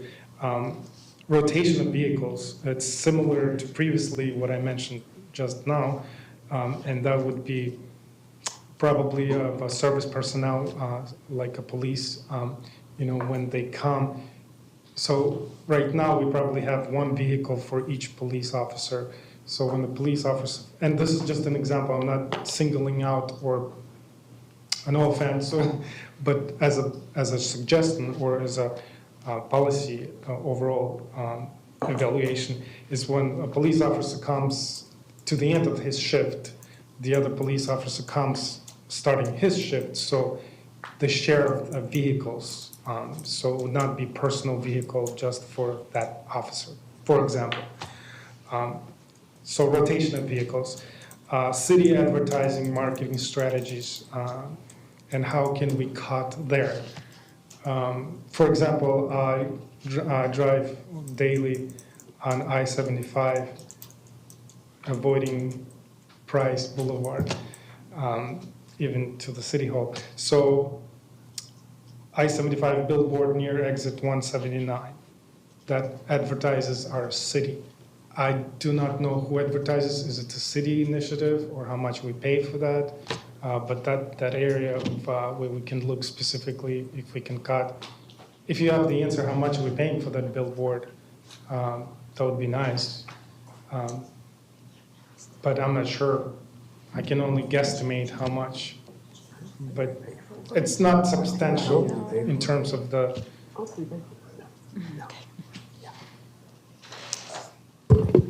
Jason Bartolon, Communications Manager. There is zero cost to the city.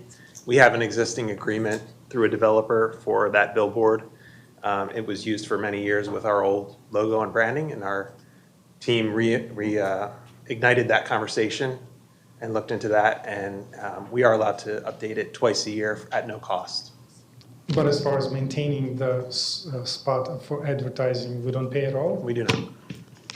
Oh, that's interesting, and that's nice. Mm-hmm. It is. I'm glad to hear that. I was not aware of the agreement, and if there's agreement, like you said, it's very beneficial to the city. Next one, fleet of our public works, building department, administrative vehicles. And I remember Commissioner Duval was saying about Ford Maverick, he enjoys saving gas alone on that vehicle. And that's a substantial savings in gas. But where I'm going at is, Ford Maverick, and I looked it up specifically, and again, I'm saying this because I was asked. So I'm not trying to get into operational, but these are just some ideas. And fleet is such a big expense for the city. So Ford Maverick costs $27,000 versus Ford F-150 XL, $40,000. That is immediate savings of almost $13,000 per vehicle. I'm not sure how many vehicles we have administratively, but both comparison, both vehicles have back seats, so that's obviously. Okay, go ahead. Just to make sure I heard you correctly, you want us to look at a Ford Maverick because the Commissioner Duval drives one? No, versus not at all. what we pay for a car that we If need? I misspoke, I apologize. I said that Commissioner Duval was referring to his Ford Maverick and how he actually said it in the budget talks that it's a good way of looking into that. I don't recall exactly how he said it. My idea is not because he drives Ford Maverick, the city should look into that. My idea is to reduce the line of administrative vehicles from.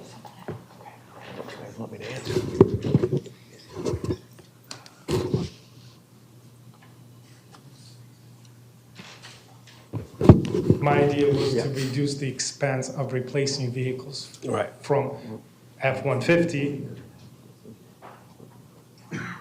Oh, we have an input. Another department. Okay. Yeah, oh yeah. Henry Poon, Fleet Manager. Good afternoon, sir. So there's a couple things with that. So when we have any vehicles that go off-road, and I use the building inspectors division and some of the code enforcement, we had problems in the past of those vehicles getting stuck. We weren't buying two-wheel drive. Well, we weren't buying four-wheel drive vehicles. We were buying two-wheel drive vehicles. Ford Maverick in specific only comes in an all-wheel drive and in a rear-wheel drive. They do not offer the four-wheel drive. That is something we did look at, but that was in this case for our code inspectors, things of that nature. We did not go that route. Additionally, Fleet Management does not own any of the assets in the city. Each department owns their assets. We just manage and maintain them. So when the department comes to us with a recommendation of what type of vehicle they would like, we can advise, but ultimately it's up to them on what vehicles they purchase. I would just say the trucks and the vehicles are based on the specifications of what the needs are for the department. I don't want it to sound like they're just buying higher priced vehicles because a truck is a truck is a truck. It's just because of what they need them for. Yeah, I understand that. What I was saying, I was not targeting. First of all, this is just a suggestion. Again, I'm replying this to the question because it was asked of me, where would I save? And this is just ideas of what I would save. Second of all, I did not try to single out a specific department such as fleet. I was talking all across the board as a city. So a lot of our vehicles are administrative vehicles, and not all of them, I'm sure not all of them require 4x4.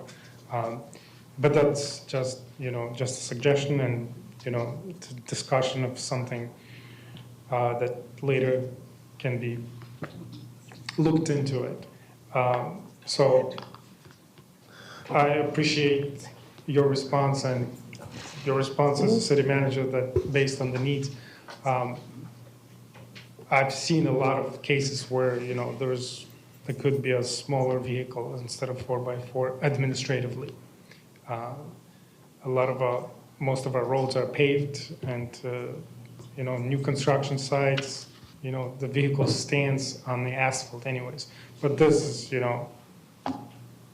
And one thing I'd like to add to that, like going through the process when I worked for the city, you have government contracts and bids out there to where that F-150 might actually be cheaper than buying the Maverick because you're buying multiple vehicles here and there, and they are a little bit more versatile out there in the field. Yeah, they're on the road, but hey, if you gotta go off-road too, it's there. So you gotta look at that aspect of it too. Absolutely. That's just part of it. Absolutely. Commissioner? And I knew that too, that, there's a big bid that involves number of vehicles that is greater than usual, you get a discount. Go ahead. Commissioner, Juliana Belia, Deputy City Manager. We do have some Ford Mavericks in both Parks and Recreation for administrative positions as well as Utilities Department. Okay. And next one, same type of idea, but for the police force, and we've talked about that, and also, Chevy Tahoe that costs $60,000 versus Ford Explorer that costs $38,000, comparable to Dodge Durango. Just an idea of $22,000 savings per vehicle, and I'm not sure how many we have those. Next, the area where I would cut is overtime, and that was mentioned by the city manager today. Statutory, contractual versus discretionary. I think we ought to look into more detail on our overtime policies, and because that is, and I don't want to sound like a bad guy, but if the we have to do something, especially when the tax reform will be passed. So regardless, these might be ideas that might be very useful to look into. Next one is, as a board, we talked about freezing our salaries, and as I mentioned before, we are the lowest paid city employees, public officials. I'm not sure where the $17,000 increase in salary is coming. I don't think I've got any increase since last year. It's public information, so each commissioner earns about $66,000 per year. For me, this is my primary income. I don't have secondary income, not even to that extent, not even half to that extent. So I really depend on that. But maybe the city clerk can tell us where the increase came from, as asked by Commissioner Duval, of $17,000. I'm not sure, because I don't want the public to public perceive that we're getting another raise. I'm not sure where the $17,000 is coming Finance from. will be able to answer that for you. It would be nice, but it's not a reality. I Yeah. don't think we're getting any raise for years to come. Actually, not true. In the ordinance that got approved, you have the same increase as employees. So it's CIP. yes, Yes, CPI.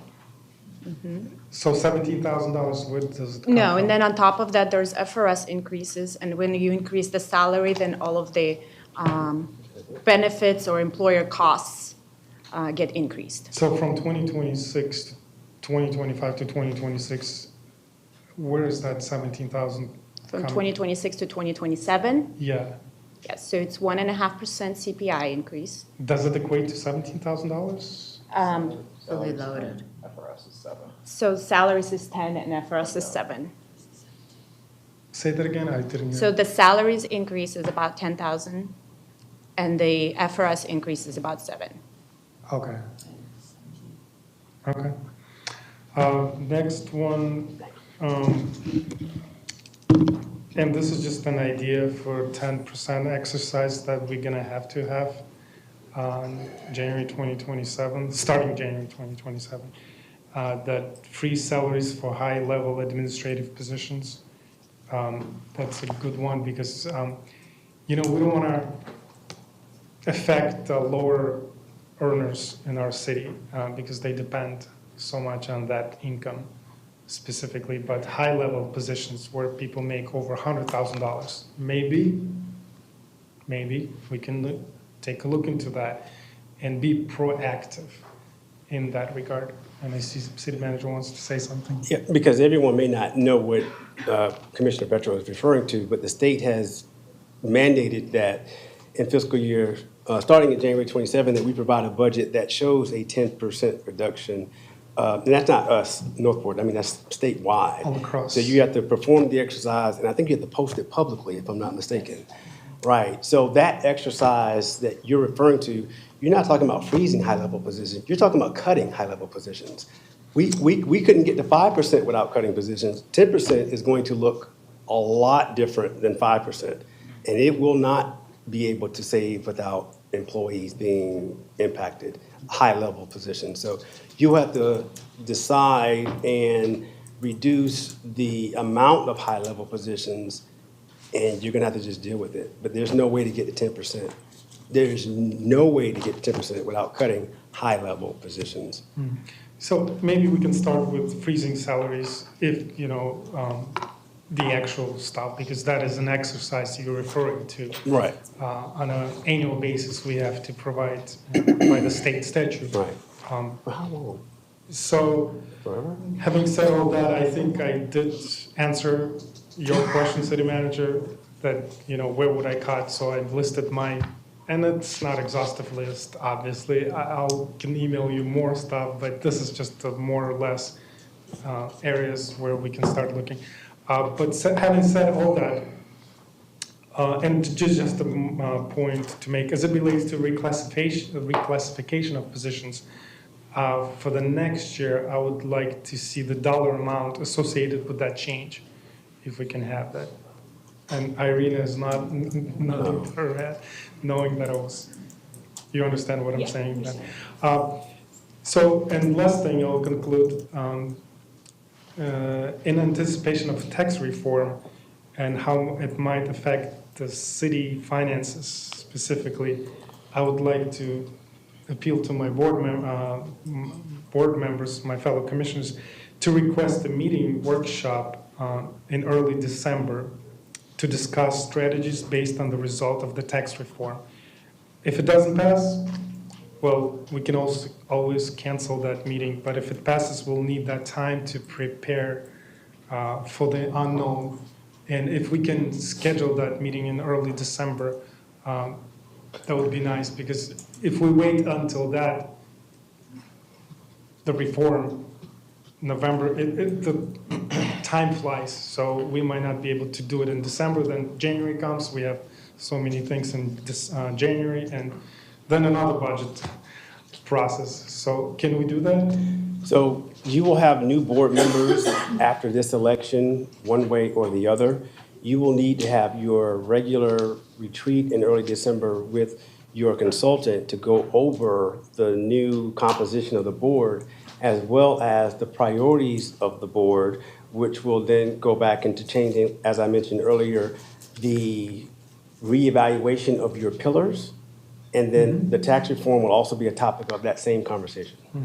Would be nice if we can have, besides that, something dedicated to, for discussion purposes. I guess the retreat is more targeted to kind of guidance and more of a, formation of the board, because we'll have one member new, at least one new member. It's both. You can't say how you want to make a drastic cut, such as the tax reform, without telling us what you want to do and change about what you are giving us direction to provide. You have 7 pillars right now and a lot of priorities. I don't know how many there are, but you're going to have to whittle that down. Things will have to change. So you have to have that to understand where you want the tax reform impacts to be. You can't just say, well, just cut $8 million out of the budget, because it passed. Where do you want the city to look differently? And then we have to go out and execute that. Well, we have 1,000 staff members. I want it to be 800 staff members. Well, what are we going to do with the pillars? Well, now there's 7, maybe there's 5 pillars. We're talking about a drastic change to meet that mark. So it is going to be important that you all talk publicly about what's more important and what's less important. And I hate it when people say that you're picking winners and losers, but you're going to have to make some choices where some things that we do now are not as important as we will be able to do without that amount of revenue. Sure, and I understand your logic, and the retreat itself, without looming tax reform, will take place anyways, and we have those annually dedicated for that. But having this new thing, if it passes, we'll need more time. So maybe additional meeting or workshop, as a suggestion. I'm not trying to, but if we schedule it besides or next to the retreat, or maybe right after, or maybe incorporate, we'll have more time. But if we don't, maybe we it's better be proactive than reactive. Just a suggestion. I would really want to have the discussion separately from or part of the retreat as it relates to the tax reform specifically, because we all know that's going to affect ours in great extent. I'm done, Mayor. Thank you. Commissioner Stokes. Thank you, Mayor. First, just to address that, Commissioner Petros' concerns, and they're valid.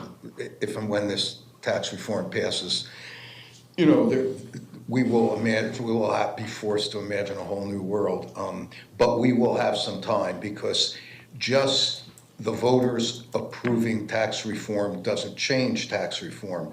The state legislature is going to spend the next at least full session, if not 2 years worth, trying to figure out what kind of legislation to enact to actually put this tax reform in place. And that may well create some new pathways to funding that local governments, have been asking for already. And, who knows, maybe there'll be a special taxing district for public safety, which would solve a myriad of problems and take some pressure off. My guess is that our concerns and needs here at the local level in Northport are not terribly different than they'll be everywhere across this state. Every municipality and county government will be screaming and yelling about how they're going to make ends meet, and it's all going to come down again to the public safety, which is that prime pillar that gets impacted by the general fund. Move on back to this meeting. I have a handful of questions that I'll just do my own due diligence on to determine why certain things went up and down. I apologize for not having done that, so it popped out as we went through these slides. But I just want to make a general statement. To balance a budget where, for the most part, most of the department costs stayed pretty much flat. Minor ups and downs, but I think it's worthwhile to take a minute to pause and reflect on how challenging that was in light of the growth that this city is experiencing. People say, city keeps growing, revenues keep coming, and we just keep spending more money. Well, this budget's a pretty good indication that we were able to tighten our belt and meet the challenge. And there are explanations as to why certain things went up and certain things went down. So there's really just one area that I've got concerns with that, I've raised it in my one-on-ones, and despite the fact that we're, going ahead and filling 7 positions for the police department, that were vacant, and that instead of totally cutting out of our budget, we're going to fund. I have great reservations over our inability to fund needs. Now, maybe we don't need 40 or 50 new officers, but boy, we sure need a dozen more. If and when property tax reform takes place, it's going to put even a greater pressure. It is the one department in our city that is 100% funded by the general fund. We're just going to be that much further behind the egg wall as far as I'm concerned. So, I don't know how we do it at this point. It's not my job, and it's way above my pay grade to tell you how to do it. But if you could find a half a dozen more positions in the PD to fill, these are needs. We're going to have to fill them sooner or later, one way or the other. If there's a way to find how to do this by moving dollars around from other areas, if you ask me, if you don't have a safe city, you don't have anything. Nobody's going to want to go to the parks. Nobody's going to live here. Nobody's going to want to come and do business here if you don't have a safe city. And we have become so accustomed to being safe. Every year, our public surveys say infrastructure is more important than public safety. Remarkable. Why? Because we're so safe. Wait till we're not so safe. And if you don't think it can happen, it happens all over this country over the course of decades when public safety needs aren't addressed. So that's all I'm going to say on it. Between now and when we pass the finish line in this budget, I would find some way, even if it involved nicking the fund balances to make up some of these dollars that we need to do. I just think we're making a big mistake here, and we're going to pay for it in the future. And not saying anybody's not doing anything right. I'm just saying that budget pressures being what they are, there's one area of this city government that is first and foremost in my mind, that's public safety. And I don't think we're doing it justice on this budget. In every other respect, I think this is a killer budget. What you all have been able to do is kind of an amazing task and probably prepare us all for what might be coming next year, which will make this pale by comparison. So again, kudos to everybody who's worked hard. I hope you can find some dollars to point towards public safety. And Mayor, that's about it for me. All right. Yeah, thank you all very much. It's great. I've already talked with the city manager quite a few times about, and it's not about this budget, it's about in the future, and it's about restructuring. And basically, we're going to have to look at, or y'all are going to have to look at, consolidation of services and getting those services into areas out of the general fund and into district funds to where it benefits the city, this, that, and the other, and working on that, because I seen where on one of the slides where Parks and Rec was going to have to cut out, trees, removals, this, that, and the other within their parks. Well, if Public Works or Property Maintenance has a tree crew, then maybe they take care of that in working together. We are a city, we work together, you know, and revisiting some of the old paths that we took back in the day might need to come back to life again as we move forward, because you can consolidate those services. And it's just not in trees, it could be broader than that. So I give you all kudos, you did a great job, and I'll thank you very much on that. Now, on this next one, I think we'll take a little lunch. Are you gonna need, how long do you think the next one's gonna take for the discussion? What time is it? It's noonish. Oh, half an hour? Half an hour? We'll do a half hour for lunch and then come back and finish up. Okay. Mayor, I Thank have you. a public comment as well. Oh, Okay, well, I wanted to get it going, so, okay, public comment? that's, I was gonna say that. Joan Kreisbach. Good morning, Commissioners. My name is Joan Kreisbach, and I'm speaking today regarding the Environmental Resources Advisory Board. Currently, the board is considering attaching arbitrary financial costs to environmental changes on private property and passing those expenses on to developers. This approach will dramatically harm new residential and commercial development in Northport by driving up costs. At its core, this potential overreach happens because of a lack of balanced representation. This board is staffed almost exclusively by single-focused individuals with zero representation from the residents, builders, or business owners who bear the financial impact. When a board looks through only one lens, you get one-sided policies. A true cost-benefit analysis must weigh environmental impact against economic impact. Without opposing viewpoints, common sense compromise gets lost. Every unvoted administrative cost imposed by overregulation acts as an unaffordable tax. It adds no value, delays projects, and drives builders to neighboring cities. When growth stalls, that tax burden falls squarely on existing Northport residents. I urge the Commission to take two actions: require balanced representation, restructure advisory boards so affected property owners and business interests have a seat at the table, and mandate dual cost-benefit analysis. Ensure every environmental proposal is paired with an economic impact assessment focused on affordability. Let's keep Northport balanced and affordable. Thank you for your time. All right, we'll come back at 12:35. Good perspective. Thank you, Northport Police Department. I want to thank you for having me today. Kelly from Dispatch, she was awesome. Officer Andahar, he was great. What I learned today was that it takes about a year's worth of training in order for them to get ready to be on their own in dispatch. It is a super hard job with a lot of super technical points to it. I will see you on the next job.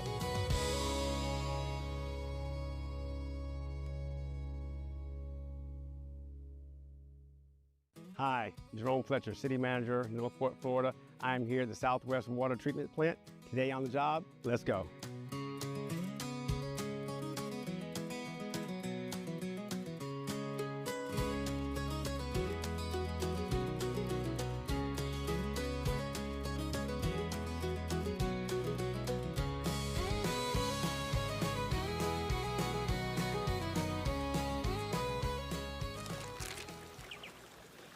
The sound of water, calm, simple. Getting it there, that's a different story. The process starts far below the surface. Every step pulls out something different, all to keep the water clean, safe, and consistent. So we don't have to add anything extra. Then it goes out into the system and people use it. Well, thank you for that information, and the fact that we don't add anything like fluoride into our water is important for Nope, people to know. we do not. Everything that comes out of here is soft water. You don't need a water softener. Oh, yes. So that's the beauty of RO, and it's just like drinking out of a bottle. And making sure it stays that way, that's where testing comes in. This is a representative sample of what we have in our clear wells. That way, it's a fresh sample. Color tells the story. It's not just seeing pink, it's how strong that pink is. Pink is good? Pink is good. Pink is really good. The darker the pink, the more chlorine you have, the less of the pink, and that's not so good. It's a balance. Check constantly to make sure what goes out into the system is exactly what it needs to be. The darker green will tell us how much we have for free ammonia, which will last longer in the system, and it helps produce better bacteria fighting chlorine. So there's a science to this. There It's is art a and science. There is an art and a very good science to it. Yeah, so I see. And that kind of precision doesn't happen by accident. Learning this job takes time. Thousands of hours of training before you can get certified. It takes 2,000 hours, so basically it's a year. That's a year, right? Yep. And then you can go in, you can test for your license, and then you got to do a Sacramento State University book, and then once you get that, then you can apply for your license, and then your next test is at 6,000 hours, and then that's for your B, and then your A is 10,000 hours. That level of training keeps everything working, and the work doesn't stop once water reaches your home. The utilities department doesn't just bring clean water in, they handle the wastewater going out with lift stations that need to be inspected, cleaned, and kept running. Once we get it, it's about 5 to 6 feet up out of the well, or before it makes its way out, we can wash the pump off so we can keep all the sewage in the well as much as possible. Nice thing I have on the water on the deck is we can get everything back in here so that the area is nice and sanitary. Lift stations move wastewater when gravity won't cut it, serving homes, businesses, and entire neighborhoods. We started to develop a little bit of a grease here, but we started to dig deep, kind of try to diagnose why we were getting so much grease coming into the station is what we ended up finding. Understanding what flows into the system helps crews figure out how to handle it. It's another beauty point about having our manholes. You kind of get an idea of what's going on before it hits the station so we can kind of have a better idea how to treat it. Each station serves different parts of the community. The interesting part about this station is not only a commercial station, but we also have residential with the apartments here that are out here on 41. That all feeds here too. A lot of what causes problems here is what goes down the drain, fats, oils, grease, and things that don't belong in the system. We see a lot of doggy bags that end up in the station. What seems harmless at home can wreak havoc here. What happens with those in particular is the plastic gets hot, it sticks to the inside of the pump, and just as you would have damage with something hard coming through, it packs to the inside of that impeller and it reduces its capacity to actually pump, or it stops it altogether. Anything that goes down a sink or a toilet, it's all gonna end up here, which we try to catch it before it gets any worse. But just something as simple as a t-shirt and a towel will wreak havoc on this pump. When a pump fails, the costs add up for the station and for the plant downstream. The biggest repercussion is it's more operational cost for us. Not only does it cost us money in pumps, a lot of times that happens, we got to send the pump out if we can't take care of it ourselves in-house. That's usually more electronical. But what happens is it drives the cost up of everything. Your pumps aren't working as much or as easily as they could, so that drives your electric bill, so it costs more to run the station. By the time it gets to the plant, if the plant doesn't know what they're treating, it makes it harder for them because now they got to think about what's coming into the plant a little more. These crews are usually the first ones to catch something wrong. So we're their eyes and ears of what's going on out in the system. And it's just like a nervous system in your body. The system depends on people who've put in hours to learn and get certified. The biggest problem that we're facing is staffing. We're trying to find good qualified people that want to come and learn this type of work. A lot of it, some people don't know it exists. But trying to get people educated and come out and see what this job, their career has to offer is huge for us right now. We're getting a lot of new younger guys coming in that are excited about learning a new career or just coming in and getting their hands dirty. Through being a mechanic, I had a lot of nut and bolt science, so this really came naturally. Get right naturally into it. It's the kind of job where you're never doing the same thing twice. But it's been a great place to work. I've been here 7 years, learned a lot, I'm still learning every day. One of the greatest thing about the job is it's a lot of different career paths in the same job. We're never doing the same thing. A lot of it's plumbing, construction, grabbing a shovel, getting on a piece of equipment. Day to day, it's always different. Always keeps you busy, keeps you thinking. Yes. Thank you for joining me today on the job here with our utilities department at Lift Station 113 now. I want to say two things we learned today. One, water is dry going in and wet going out. We also want to highlight the 2,000 plus hours it takes to get certified for our technicians in their profession. Most of them are done proactively and not state mandated. I will see you next time on the job.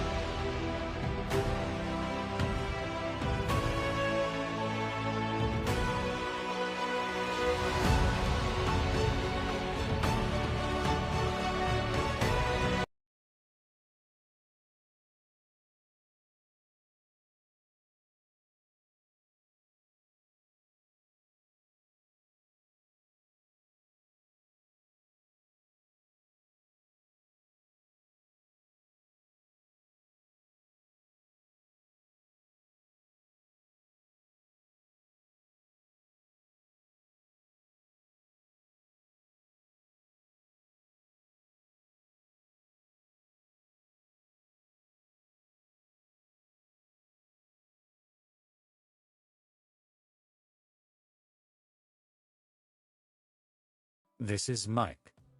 And this is AJ. AJ received a tornado warning to his phone. He knows a warning means there's a high chance a tornado is in the area. He knows to get a safe room away from windows and exterior doors. He also has some light reading to pass the time. Mike also got a tornado warning but deleted it from his phone. He didn't take the alert seriously and stayed outside far too long, and now it's too late. Don't be like Mike. Be like AJ and follow instructions from official sources.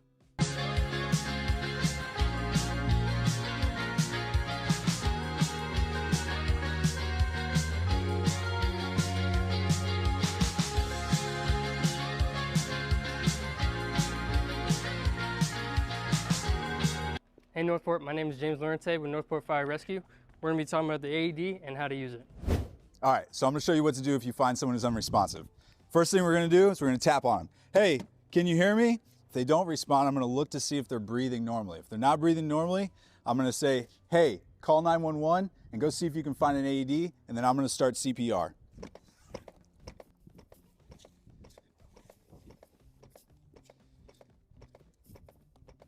The most important thing with the AED is to make sure that you turn it on.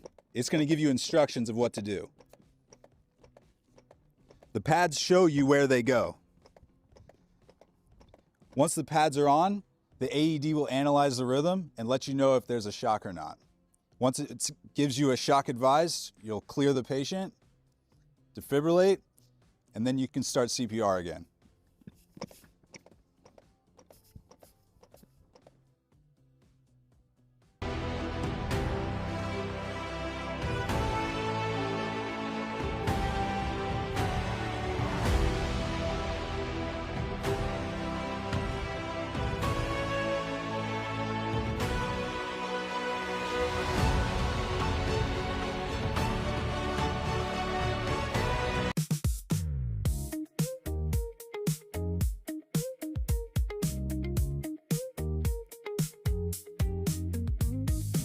Parks and Recreation is more than just parks and playgrounds. It's community centers where neighbors gather, fitness classes that promote healthy living, and programs that help children learn, grow, and build confidence. It's trails that encourage exploration, aquatic facilities that teach life-saving skills, and natural spaces that connect us with the environment. It's places like Warren Middle Springs Park and the Circle of Honor that preserve our history and create opportunities for reflection. From summer camps to special events and everyday recreation, Northport Parks and Recreation helps enhance the quality of life that residents enjoy every day. Our parks, programs, and people help make Northport a great place to call home.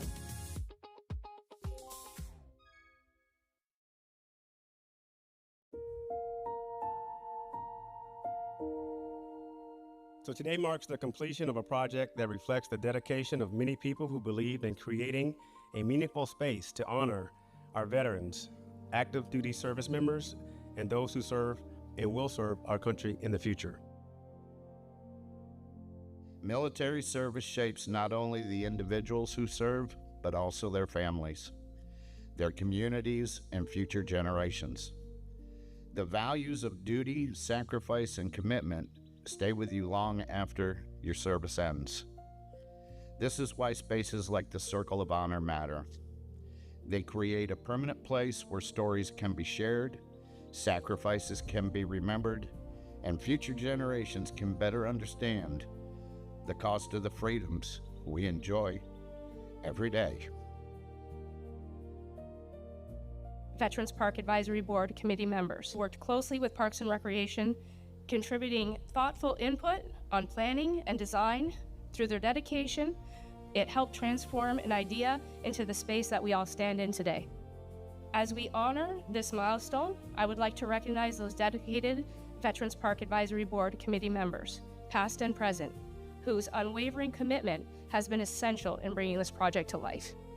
And we hold in a special tender memory Angelo Skip Felicita Jr., whose passion and steadfast advocacy were instrumental in establishing this committee and guiding this project forward.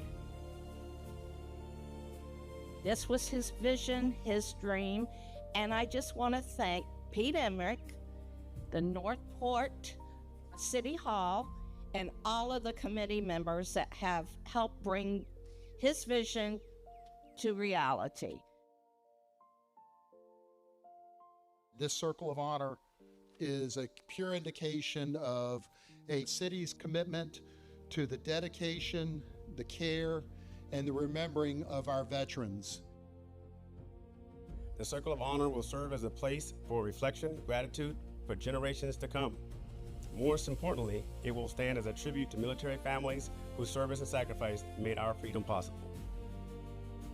May these flags stand as enduring symbols of honor, service, and the unwavering commitment of those who defend our nation.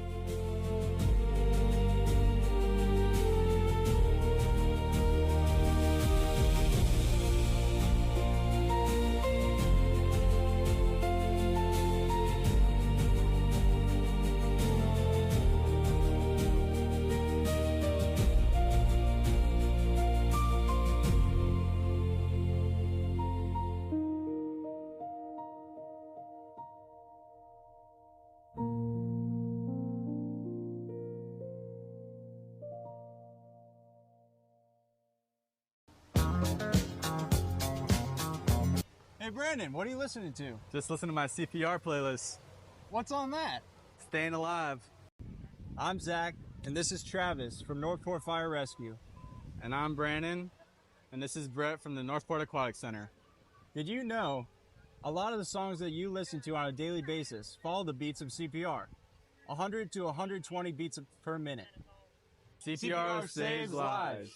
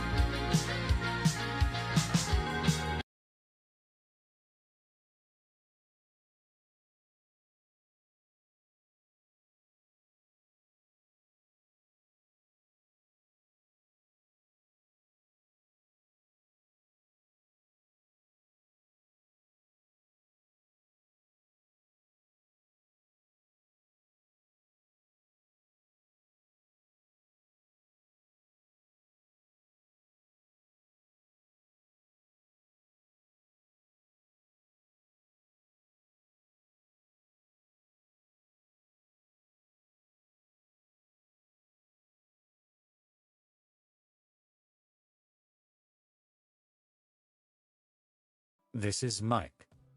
And this is AJ. AJ received a tornado warning to his phone.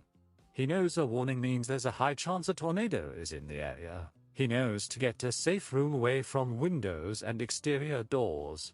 He also has some light reading to pass the time. Mike also got a tornado warning but deleted it from his phone. He didn't take the alert seriously and stayed outside far too long, and now it's too late. Don't be like Mike, be like AJ and follow instructions from official sources.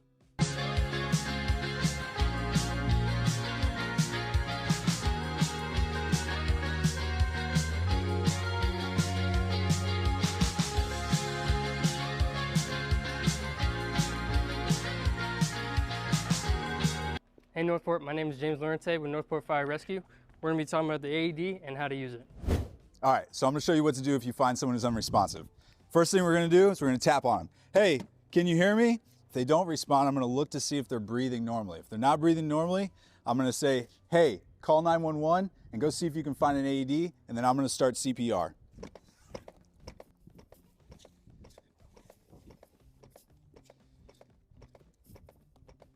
The most important thing with the AED is to make sure that you turn it on. It's going to give you instructions of what to do. The pads show you where they go. Once the pads are on, the AED will analyze the rhythm and let you know if there's a shock or not.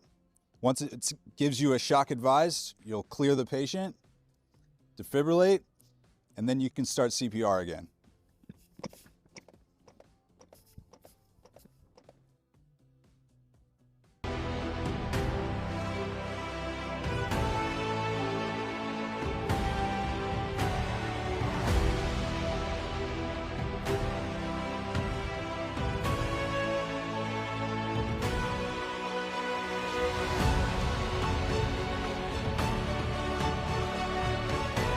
This is Mike. And this is AJ. AJ received a tornado warning to his phone. He knows a warning means there's a high chance a tornado is in the area. He knows to get to a safe room away from windows and exterior doors. He also has some light reading to pass the time. Mike also got a tornado warning but deleted it from his phone. He didn't take the alert seriously and stayed outside far too long, and now it's too late. Don't be like Mike, be like AJ and follow instructions from official sources.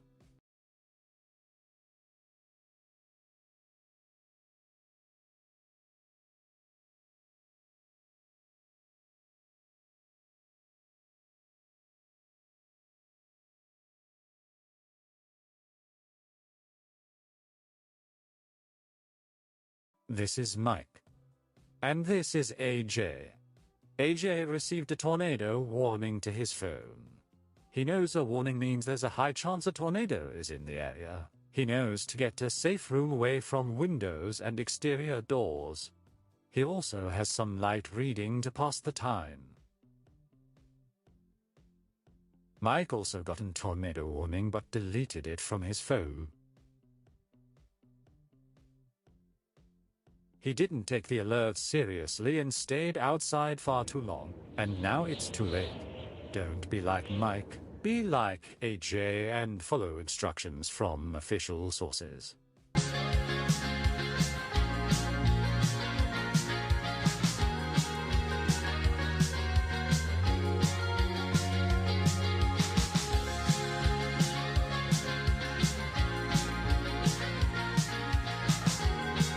Hey Northport, my name is James Lorente with Northport Fire Rescue.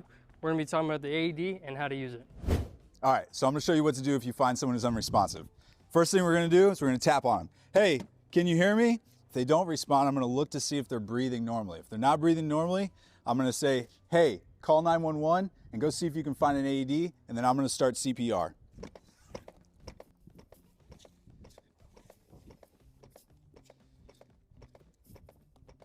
The most important thing with the AED is to make sure that you turn it on. It's going to give you instructions of what to do. The pads show you where they go. Once the pads are on, the AED will analyze the rhythm and let you know if there's a shock or not. Once it gives you a shock advised, you'll clear the patient, defibrillate, and then you can start CPR again.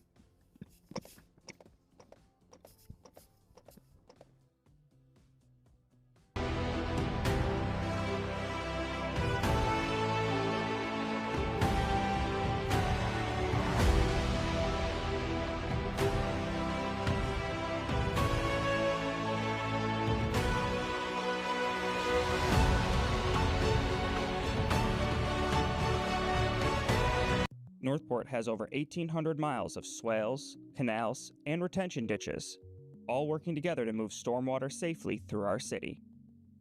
Before the wet season hits, our road and drainage crews are already on the job, servicing swales, clearing culverts, and maintaining the canals and ditches that keep water moving.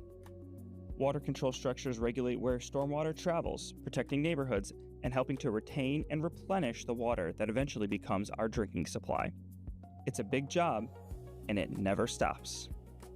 Learn more about how Northport manages stormwater at northportfl.gov/stormwater.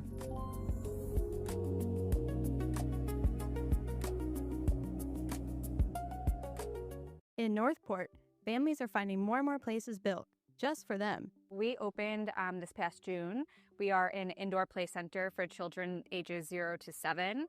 We do open play sessions, birthday parties, special events, and classes here at the play center. For me, being a Northport resident, there was really not a whole lot in Northport for children besides the local parks. So it was super important for me to have something in the community to be able to offer to families with young children. You want to have that option to be able to still get out of the house with the kids, get their energy out, and not have to hike all the way up somewhere with traffic. And you can just go to a spot near you and just make those special memories that are close to home. Playtime Paradise isn't the only new spot making playtime local. Do the Beach is a immersive indoor adventure park. We are primarily an inflatable-based attraction. We have over 14 different ride attractions scattered throughout the park. With growing young families pouring into Northport and growing the city, we just knew there was such a need for families to have an outlet and some good entertainment, active entertainment for children. One of our core beliefs as a company is encouraging kids to get involved in active and social play, getting them away from their screens and using their imaginations. From slides to inflatables, dance classes, birthday parties, Northport is growing, and so are the options for young families right here at home. The community has welcomed us with open arms. We are thrilled to be here. It shows families that there's a place for them to grow as a young family in Northport.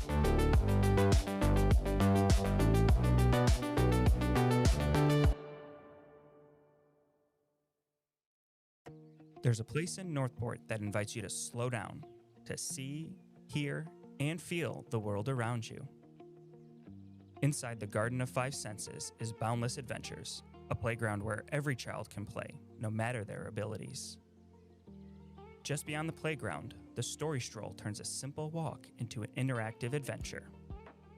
Each step reveals a new page or activity, sparking imagination, curiosity, and conversation. It's a walk, a story, and an adventure, all in one beautiful setting. The Garden of Five Senses, Boundless Adventures, and the Story Stroll, where every visit is a story waiting to be discovered.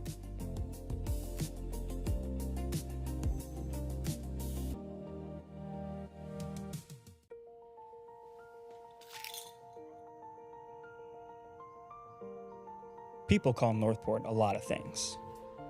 Beautiful, Changing, welcoming.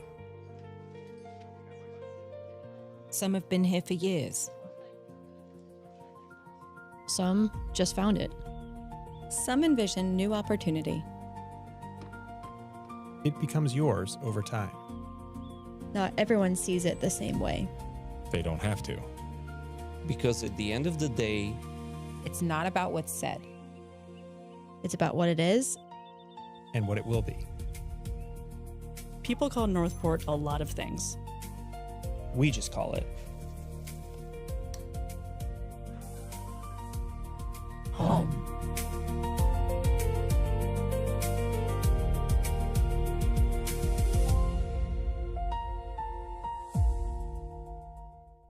Hey Northport, my name is James Lorente with Northport Fire Rescue. We're going to be talking about the AED and how to use it.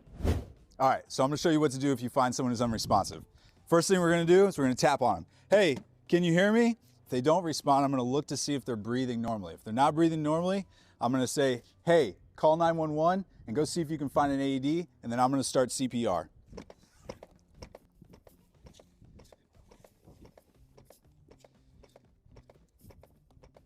The most important thing with the AED is to make sure that you turn it on. It's gonna give you instructions of what to do. The pads show you where they go. Once the pads are on, the AED will analyze the rhythm and let you know if there's a shock or not. Once it gives you a shock advised, you'll clear the patient, defibrillate, and then you can start CPR again.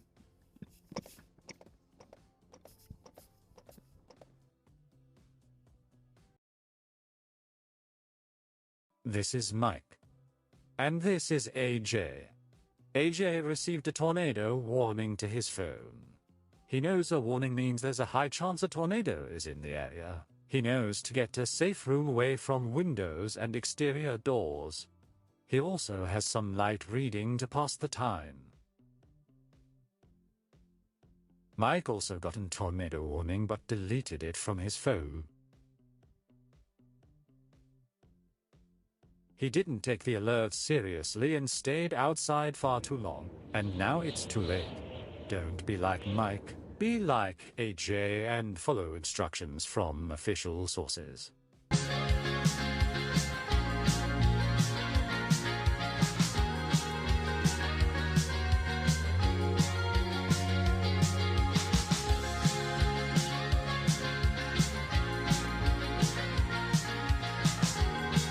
Hey Northport, my name is James Lorente with Northport Fire Rescue. We're going to be talking about the AED and how to use it. All right, so I'm going to show you what to do if you find someone who's unresponsive.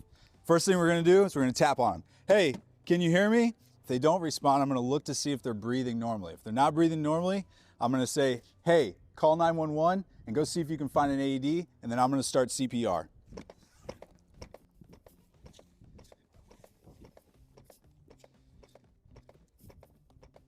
The most important thing with the AED is to make sure that you turn it on.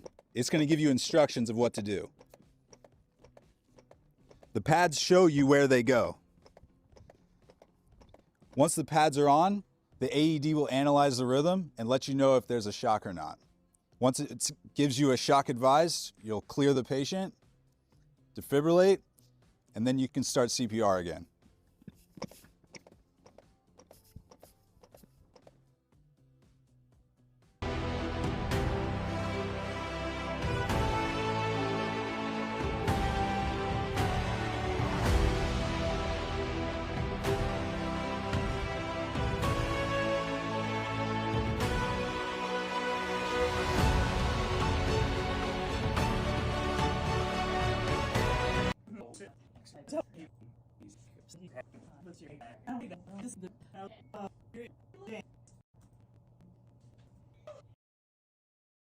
Hey Northport, we're your emergency management team, and today, June 1st, is the start of hurricane season, which goes all the way through November 30th. Here are 5 things you can do today to be better prepared. First, know your evacuation level. This is what the county will use to call evacuations in the event of a hurricane. Make sure that you have a family emergency plan for your pets, communication, any medical needs, and how you're going to reconnect if you get separated. Next, you want to have a supply kit. Go to ready.gov and look at the supplies you can put into your emergency kit and have those ready for an activation. And sign up for emergency alerts here. You're going to get notifications from official sources for any emergency. Last, take photos of your property and have your important information and documents available. If you have to make a claim with your insurance, have that information and your policy and the phone number you need to call. Together, using a whole community approach, we can be a more resilient Northport. So don't be scared, be prepared, and for more information, you can go to northportfl.gov/EM. This is Mike. And this is AJ. AJ received a tornado warning to his phone. He knows a warning means there's a high chance a tornado is in the area. He knows to get a safe room away from windows and exterior doors. He also has some light reading to pass the time. Mike also got a tornado warning but deleted it from his phone. He didn't take the alert seriously and stayed outside far too long, and now it's too late. Don't be like Mike. Be like AJ and follow instructions from official sources.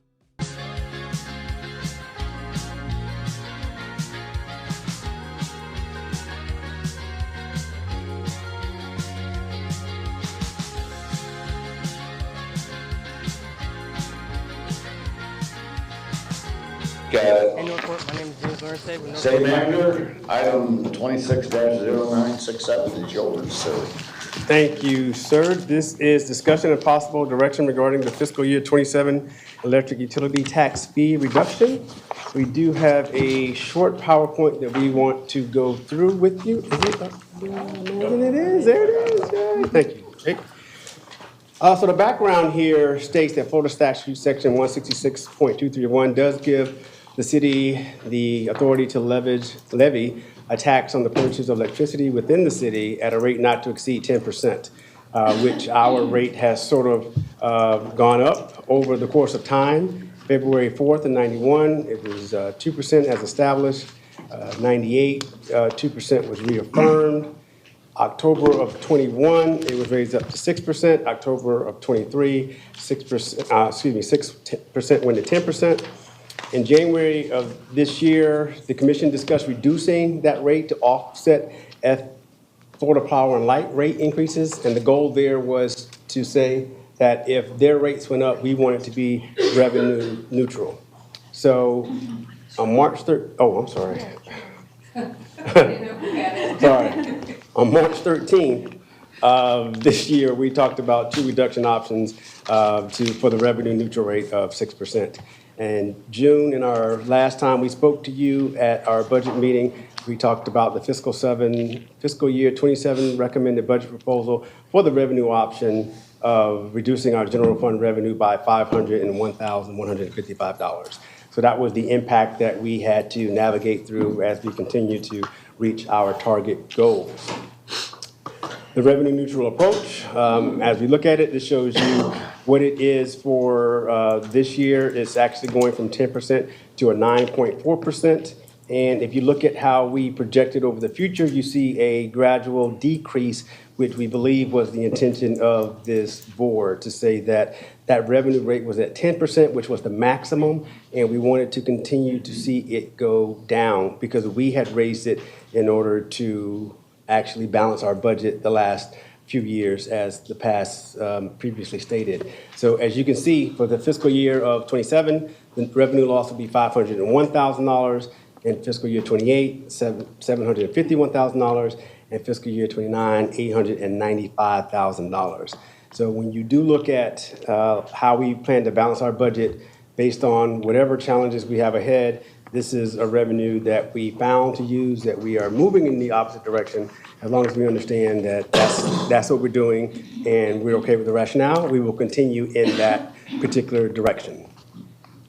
So the implementation timeline of this levy must be adopted by ordinance, 2 readings, and the effective date must be subsequent to January 1st, April 1st, July 1st, or October 1st. And the city shall notify the Department of Revenue at least 120 days before the effective date. So that's how we would propose the earliest estimated effective date for our tax reduction would be April 1st of 2027. Option 1, we could keep the budget proposal in approved status to be included in the fiscal year 2027 tentative budget scheduled for your meetings in September of this year. The pros for that are we continue progress towards a tax reduction. An eventual tax reduction would directly lower the electricity bills, helping households manage their living costs and their increased living costs and making local businesses more competitive. It would also show signs of fiscal responsiveness, especially in times of inflation and rising energy prices. The cons is, as I stated, it decreases your revenue, and we know that less revenue reduces unrestricted funds for the general fund, which carries police, fire, good governance, parks, and other departments. Your option 2 is to deny the budget proposal 3570 and do not include it in the fiscal 27 budget for your meeting for September. This would align with proactive financial planning while the property tax reform proposal is pending voter approval, and it lowers the burden on city programs such as general fund dollars, including general good governance, police, fire, parks, and others. The con of it is we would not lower the electricity bill or help households and businesses manage it, increasing costs. Number 3 on page 7 is to make the budget proposal 3570 contingent upon the outcome of the statewide property tax reform scheduled for November. If it passes, the city would not proceed with the perceived reduction to the current 10% electric public service tax. If it fails, then the city will proceed with the tax and reduce the electrical public service tax from 10% to 9.4%. The pros of this, it allows the city to evaluate the fiscal impacts of the property tax reform before implementing an additional tax reduction, preserving financial flexibility and supporting a more informed budget decision.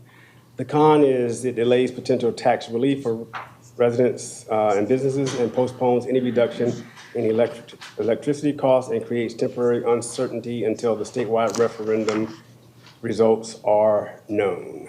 And that is the end of that conversation, Mr. Mayor. We're happy to get some direction on how you would like to go on this important tax topic.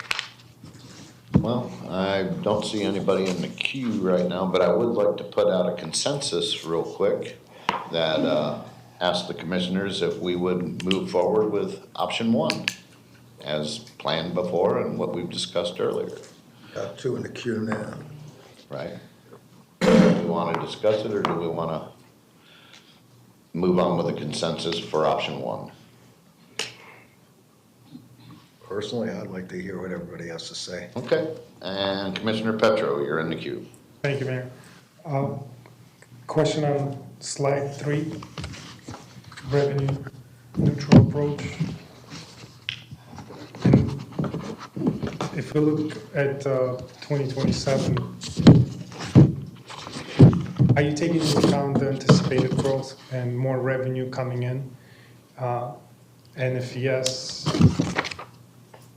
how? And if no, the lost revenues, in my opinion, is incorrect because there would be more houses being built, especially with more development that is going on. So is that estimated annual revenue to the city, does it include the anticipated growth or no? So we work with FPL on their estimates. They provide that information to us. And based on their estimates, this was put together. So they do estimate growth, but I think it's more conservative. Okay. So it was nothing on our side as a city. It was more of them presenting the anticipated growth. Yes, we asked for the information based on their estimates. What do they expect the city of Northport would bring in the revenues, and would that, then we calculated the rate to the city and what that would look like when we apply the reduction to stay revenue neutral. So in short, it does take into account the growth or anticipated Yes, growth. and I would say it does based on what they provided. But it looks like it's more conservative. More. And another question I have on page 2 or slide 2, the change from 6 to 10, the jump between 2021 to 2023, the time frame, and I'm sure it was before you for sure, Irina, but maybe Julia or the city manager can tell us, what was the reasoning to have that jump of 4%? To balance the budget. To balance the budget. That's a big hike. It's a big hike in increase. It's not a huge hike in revenue. When you're trying not to raise your millage rates, which we haven't done for 7 years, you're going to try to find other revenue sources that you are legally allowed to take advantage of in order to get there. This was one of them. I was here and the commission voted on it. Okay, that's all. Thank you. Commissioner Duval. Thank you, Mayor.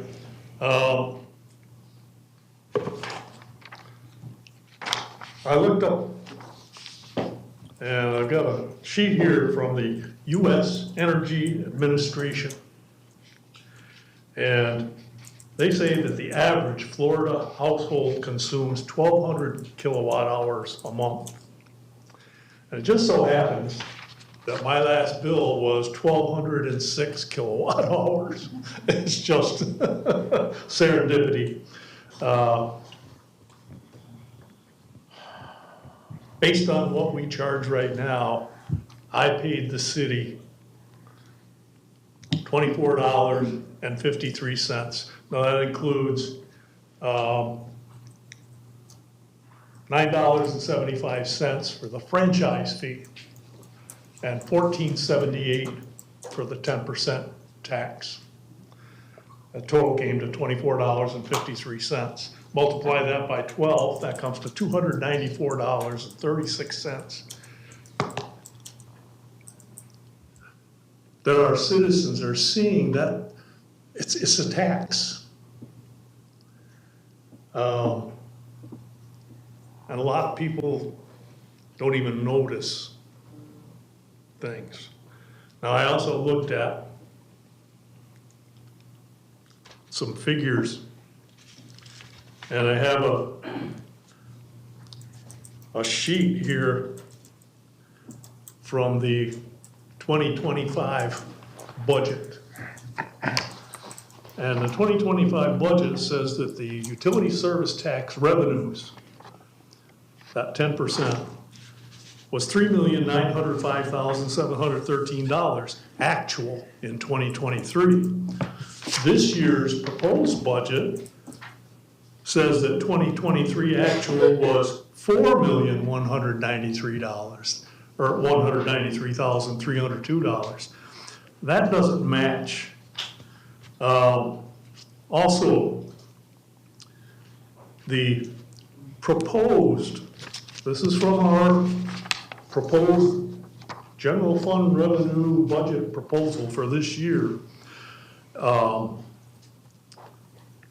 is predicting the 2027 rate to revenue to be $7,496,740, when the actual 2025 was $8,181,089. In other words, it was larger last year than it's predicted to be this year. And FPL had a rate increase this year, so actually it should be more. Plus, there's more houses, I presume, in Northport this year than there were last year. So I kind of, question the numbers here, and it comes down to, I'm going to kind of quote the vice mayor here from our meeting before lunch, where she mentioned, like millage rate increases. This is a tax that, falls on, you look at a household of someone who doesn't make that much money, and $294 a year is a chunk of change. We talk about affordable housing, okay? Well, being able to, heat your house, cool your house, all those other little bills that come in, pay your light bill, that's part of affordable housing. And I understand we are in uncharted territory here with what's going to happen in November.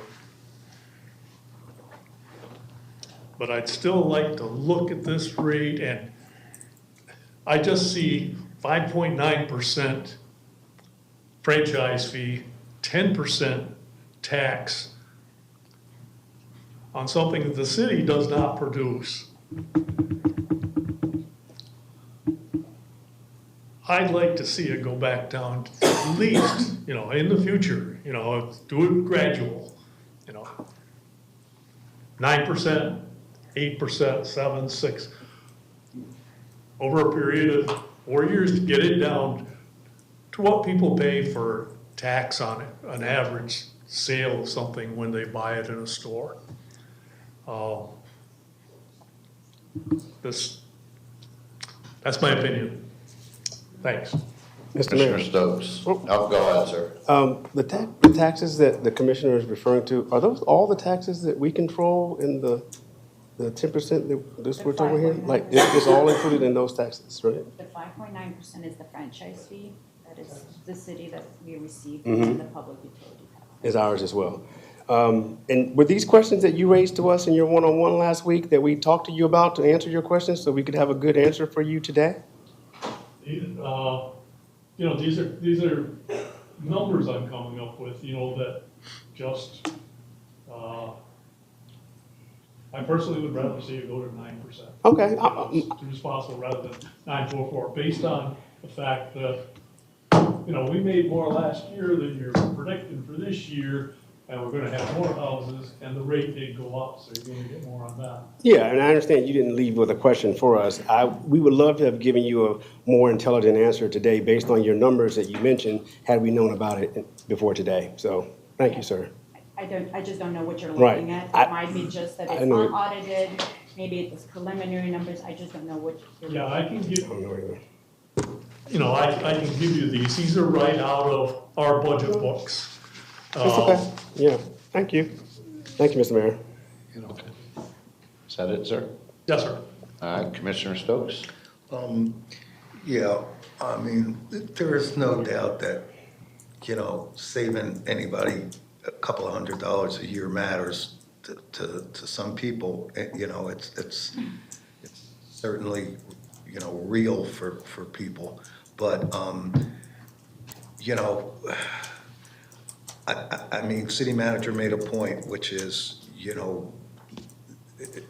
this is all a part of the process of balancing a budget. And the reality is that, for a city that's held its millage rate flat for 7 years, we always, as a city, struggle to find ways to balance our budget and find revenue sources that, we can take advantage of to balance that budget without cutting services and amenities beyond what people may be happy about or comfortable with. So, and I see us going forward, if and when this tax reform passes, it's going to be such a major impact to how we envision everything we do, from the setting of our pillars right on down through all the priorities. So, I kind of like option 3 here, because if tax reform doesn't pass, great. I'm all for doing this and staying revenue neutral, and winding this number down to something that's comfortable and put some money back in people's pockets. I'm all for that. But if tax reform passes, the reality is this city, as well as every other city and county governments in the state's going to be scrambling to find ways to basically cover the cost of basic services and amenities that people are going to demand. And I don't believe anybody has a clue how impactful that's going to be yet. And luckily, we'll have a year at least for the state legislature to figure out what ends up before we actually know what we're dealing with here. So I'm kind of leaning towards option 3. And, that gives us some flexibility, and we just see what happens in November. Thanks, Mayor. That's all I got. Commissioner Petro. Thank you, Mayor. What I was concerned with the FPL rate increase being implemented in 2027, January 1st, 2027, because we taxing people on the amount, and that is 10%. On top of 10% tax, we also charge people franchise fee of 5 point whatever, almost 6%. So that's almost 16%. But what we failed to acknowledge in our discussion, at least Commissioner Duval, I think he was trying to say, with implementation of FPL increase rates, we can get more money regardless, because we charging by percentage. So it is safe to say that at least 9% would be matching their rate increase, but we don't lose any dollar income as far as reducing the rate, because they're gonna increase their rates.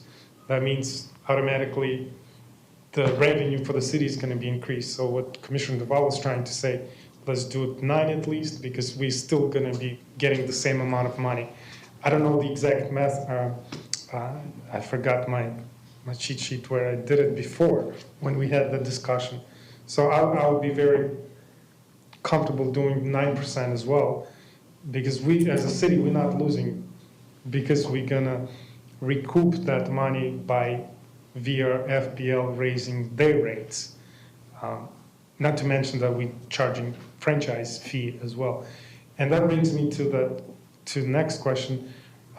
If there's a state statute allowing us to what percentage we can charge franchise fee on utility, is there such thing as cap of franchise fee? Because franchise fee is different, and that's what we're collecting as well, in addition to 10% that we're collecting as a city.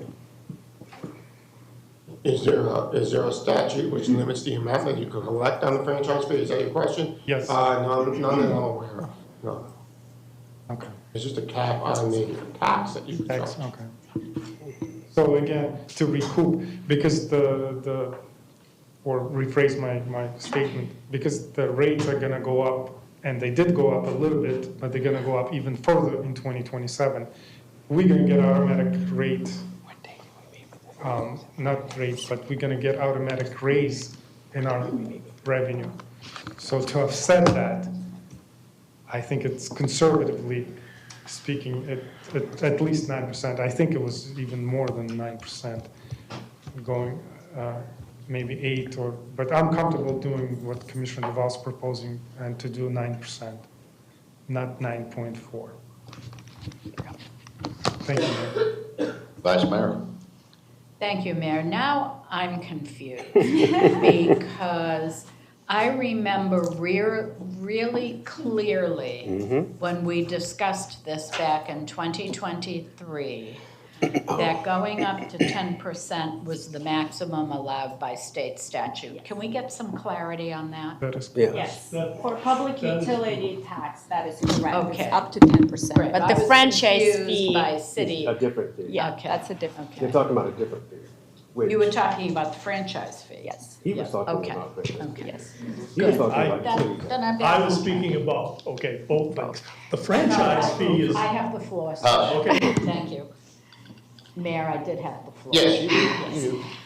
So I'm inclined to throw my chips in with Commissioner Stokes. We are on a cliff facing the restructuring of our taxes.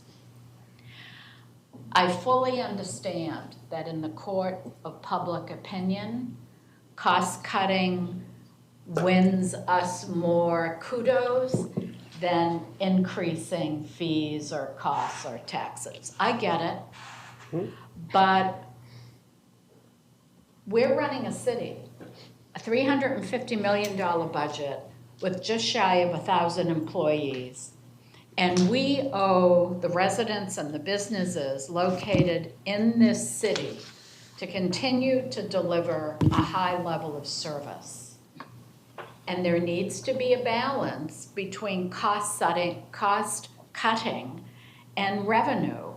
And I sense a real reluctance among some members of this commission to not wrap your head around revenue. We are gonna have to find, if the property tax changes go into place, we are gonna have to grapple with revenue. And that's gonna mean more taxes in some shape or form that we're gonna have to decide to impose on the residents and businesses in this city. So we all need to get over that and wrap our heads around that. So I'll get off my soapbox. I wanna wait making any changes until after November and we know what's happening, and I'm getting sort of Oh, no, that's for me. Well, I was just gonna say, what we presented to you, the revenue neutral approach, is what the direction was that we were given to make sure that we lowered it. And the new number of something lower than that has not been provided to us. And Commissioner Petro's, what was it, Levitat, what was it called again? The Franchise? The franchise fee was not a part of that conversation, nor, did you mention that to us when we met with you last week during your one-on-one, so we could see what those numbers would look like? And bring back what the revenue reduction would be, so we could talk about how to offset that through a different means? You asking a question? Yeah, did you talk about that to no, us no. when we met with The you last week? regarding- Franchise fee was not part of any of our discussions, but we all, and I No, assume. no, I mean our discussions. No. Your discussion that we met with you to ask if you had any concerns before we got to today, so that we could have done some research to help provide helpful information to the conversation. That's what- Franchise fee was never brought up, but I all assumed that we all know that each customer or each taxpayer is paying 10% plus franchise fee of 5.6, I believe. That's what city collects. So our discussion when we first were discussing this was lowering the tax, not franchise fee. Which we're talking about today. Yes. And But- just to, My point is, whenever you thought of talking about it, had you shared that with us, then we could have done some number crunching to figure out what the value of that is, to say how little or more it is to reduce, to go from what we're doing to what you are proposing. But you're no, you did crunch and you did We're not talking about franchise fee. We just brought it up for awareness that there's also a franchise fee that the city is collecting. And we're not trying to do anything with that right now as we speak. Okay. Is that it, sir? So if we go with 9, we're not losing anything as far as the revenue. So I kindly agree to disagree. Because if the rates are going up, well, first of all, it takes a year to be implemented, if I'm not mistaken, correct? It will be effective April 1st if the commission right now give us concession to move forward. That if we approve it today. Right, but you made a statement that 9% is not costing us any more or less. How are you arriving at that conclusion? It's simply because the FPL is going to increase their rate. Right. So automatically, the city is going to get more money, automatically. Right. So to have said that, it would be prudent and very responsibly to save our citizens from them paying on top of what the FPL is increasing, not to increase our rate, because automatically we, as a city, we're going to get more money. So we lowered it. So we lowered it. To offset that increase. But it's not quite to that extent. I don't know if you matched the FPL rates. That's what. So FPL provided with those estimates. They estimated a growth to the city for fiscal year 2027 of 6.7%. That's with rate increases, because we specifically asked what are our projected revenues for the next 3 years.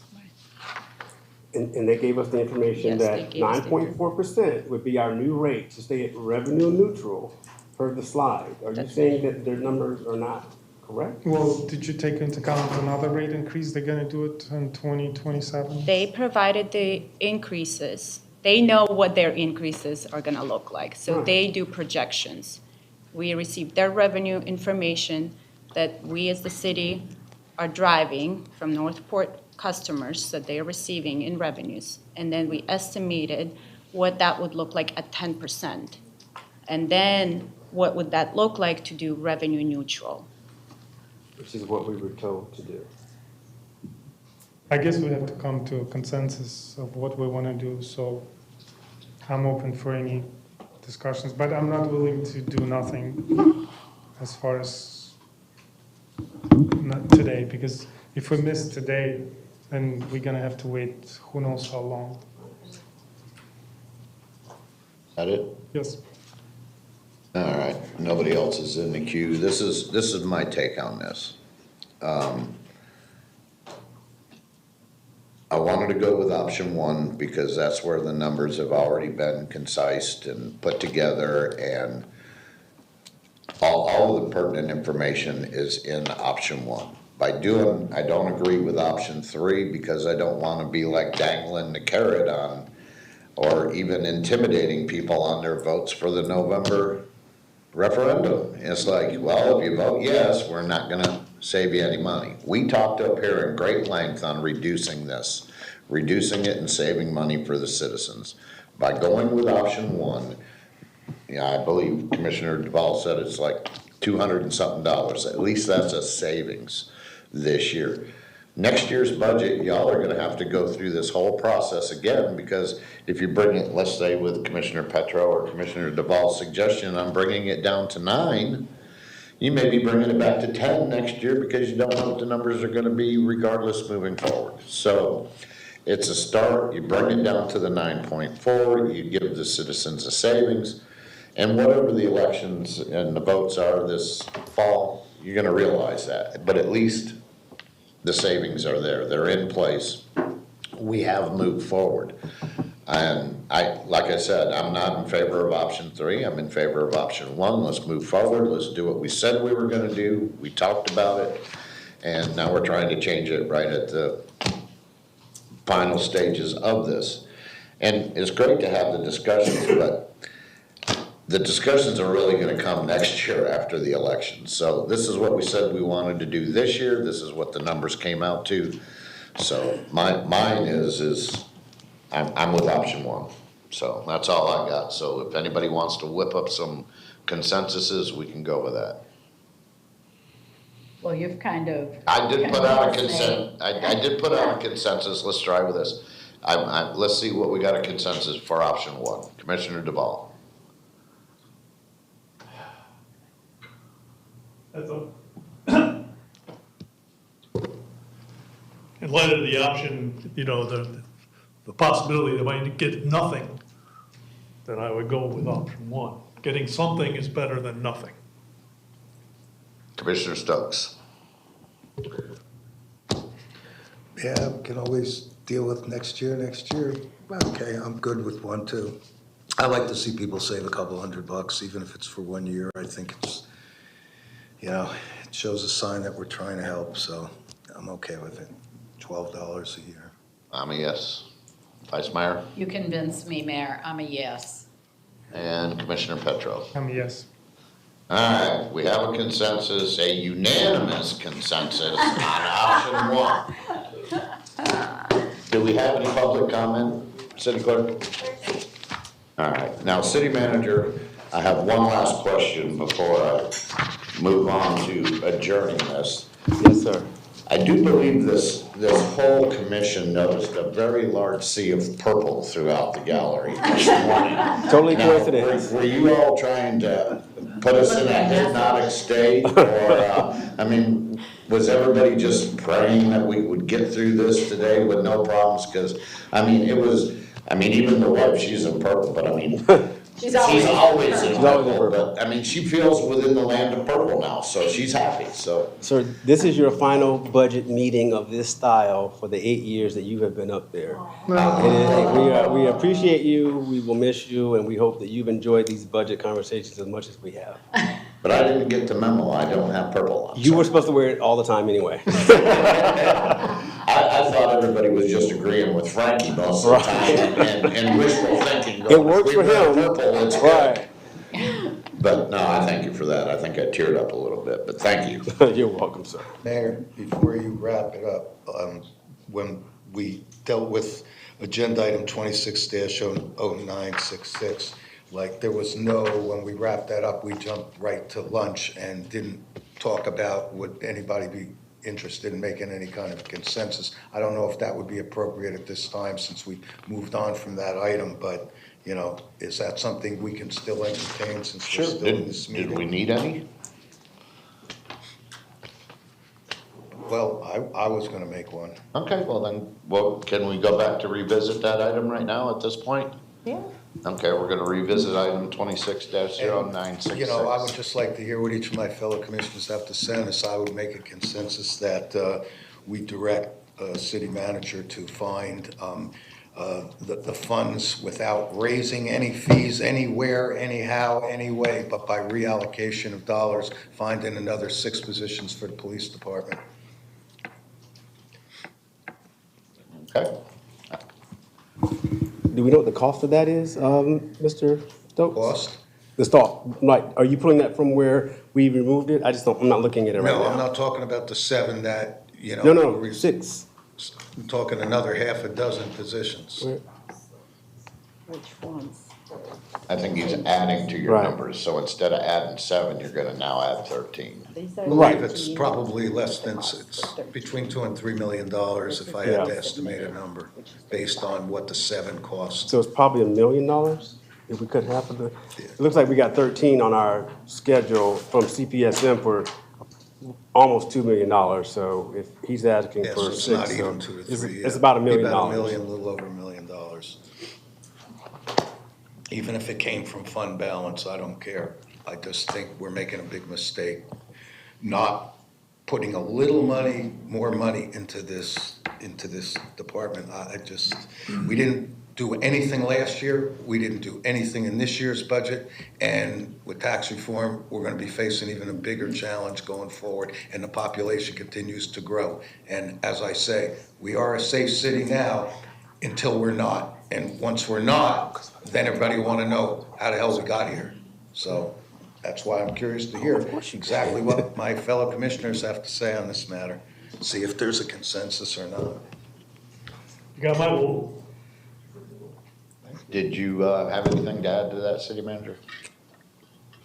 No, sir. If it's the will of the board, we will make the adjustment. Okay. Commissioner DeValle, you said yes? Yes, sir. Commissioner Stokes, I'm assuming you're a yes? Absolutely. I'm a yes. Vice Mayor? I'm a yes, understanding it's not going to be an easy slam dunk to hire 13 qualified officers for the city of Northport. So I would anticipate they would be somewhat staggered through the year anyway, and perhaps it wouldn't be quite the budget impact we think it could be. So having said that, I'm a yes. Mr. Petro? Yes. And just so you know, I'm available after November. If any of those positions happen to coincide with my expertise, just say. You with the visible gun out on the streets of Northport. Thank you, commissioners. City Clerk, any final public comment? There is none. All right, it's 1:15 and we're done for this afternoon. We'll be back this evening.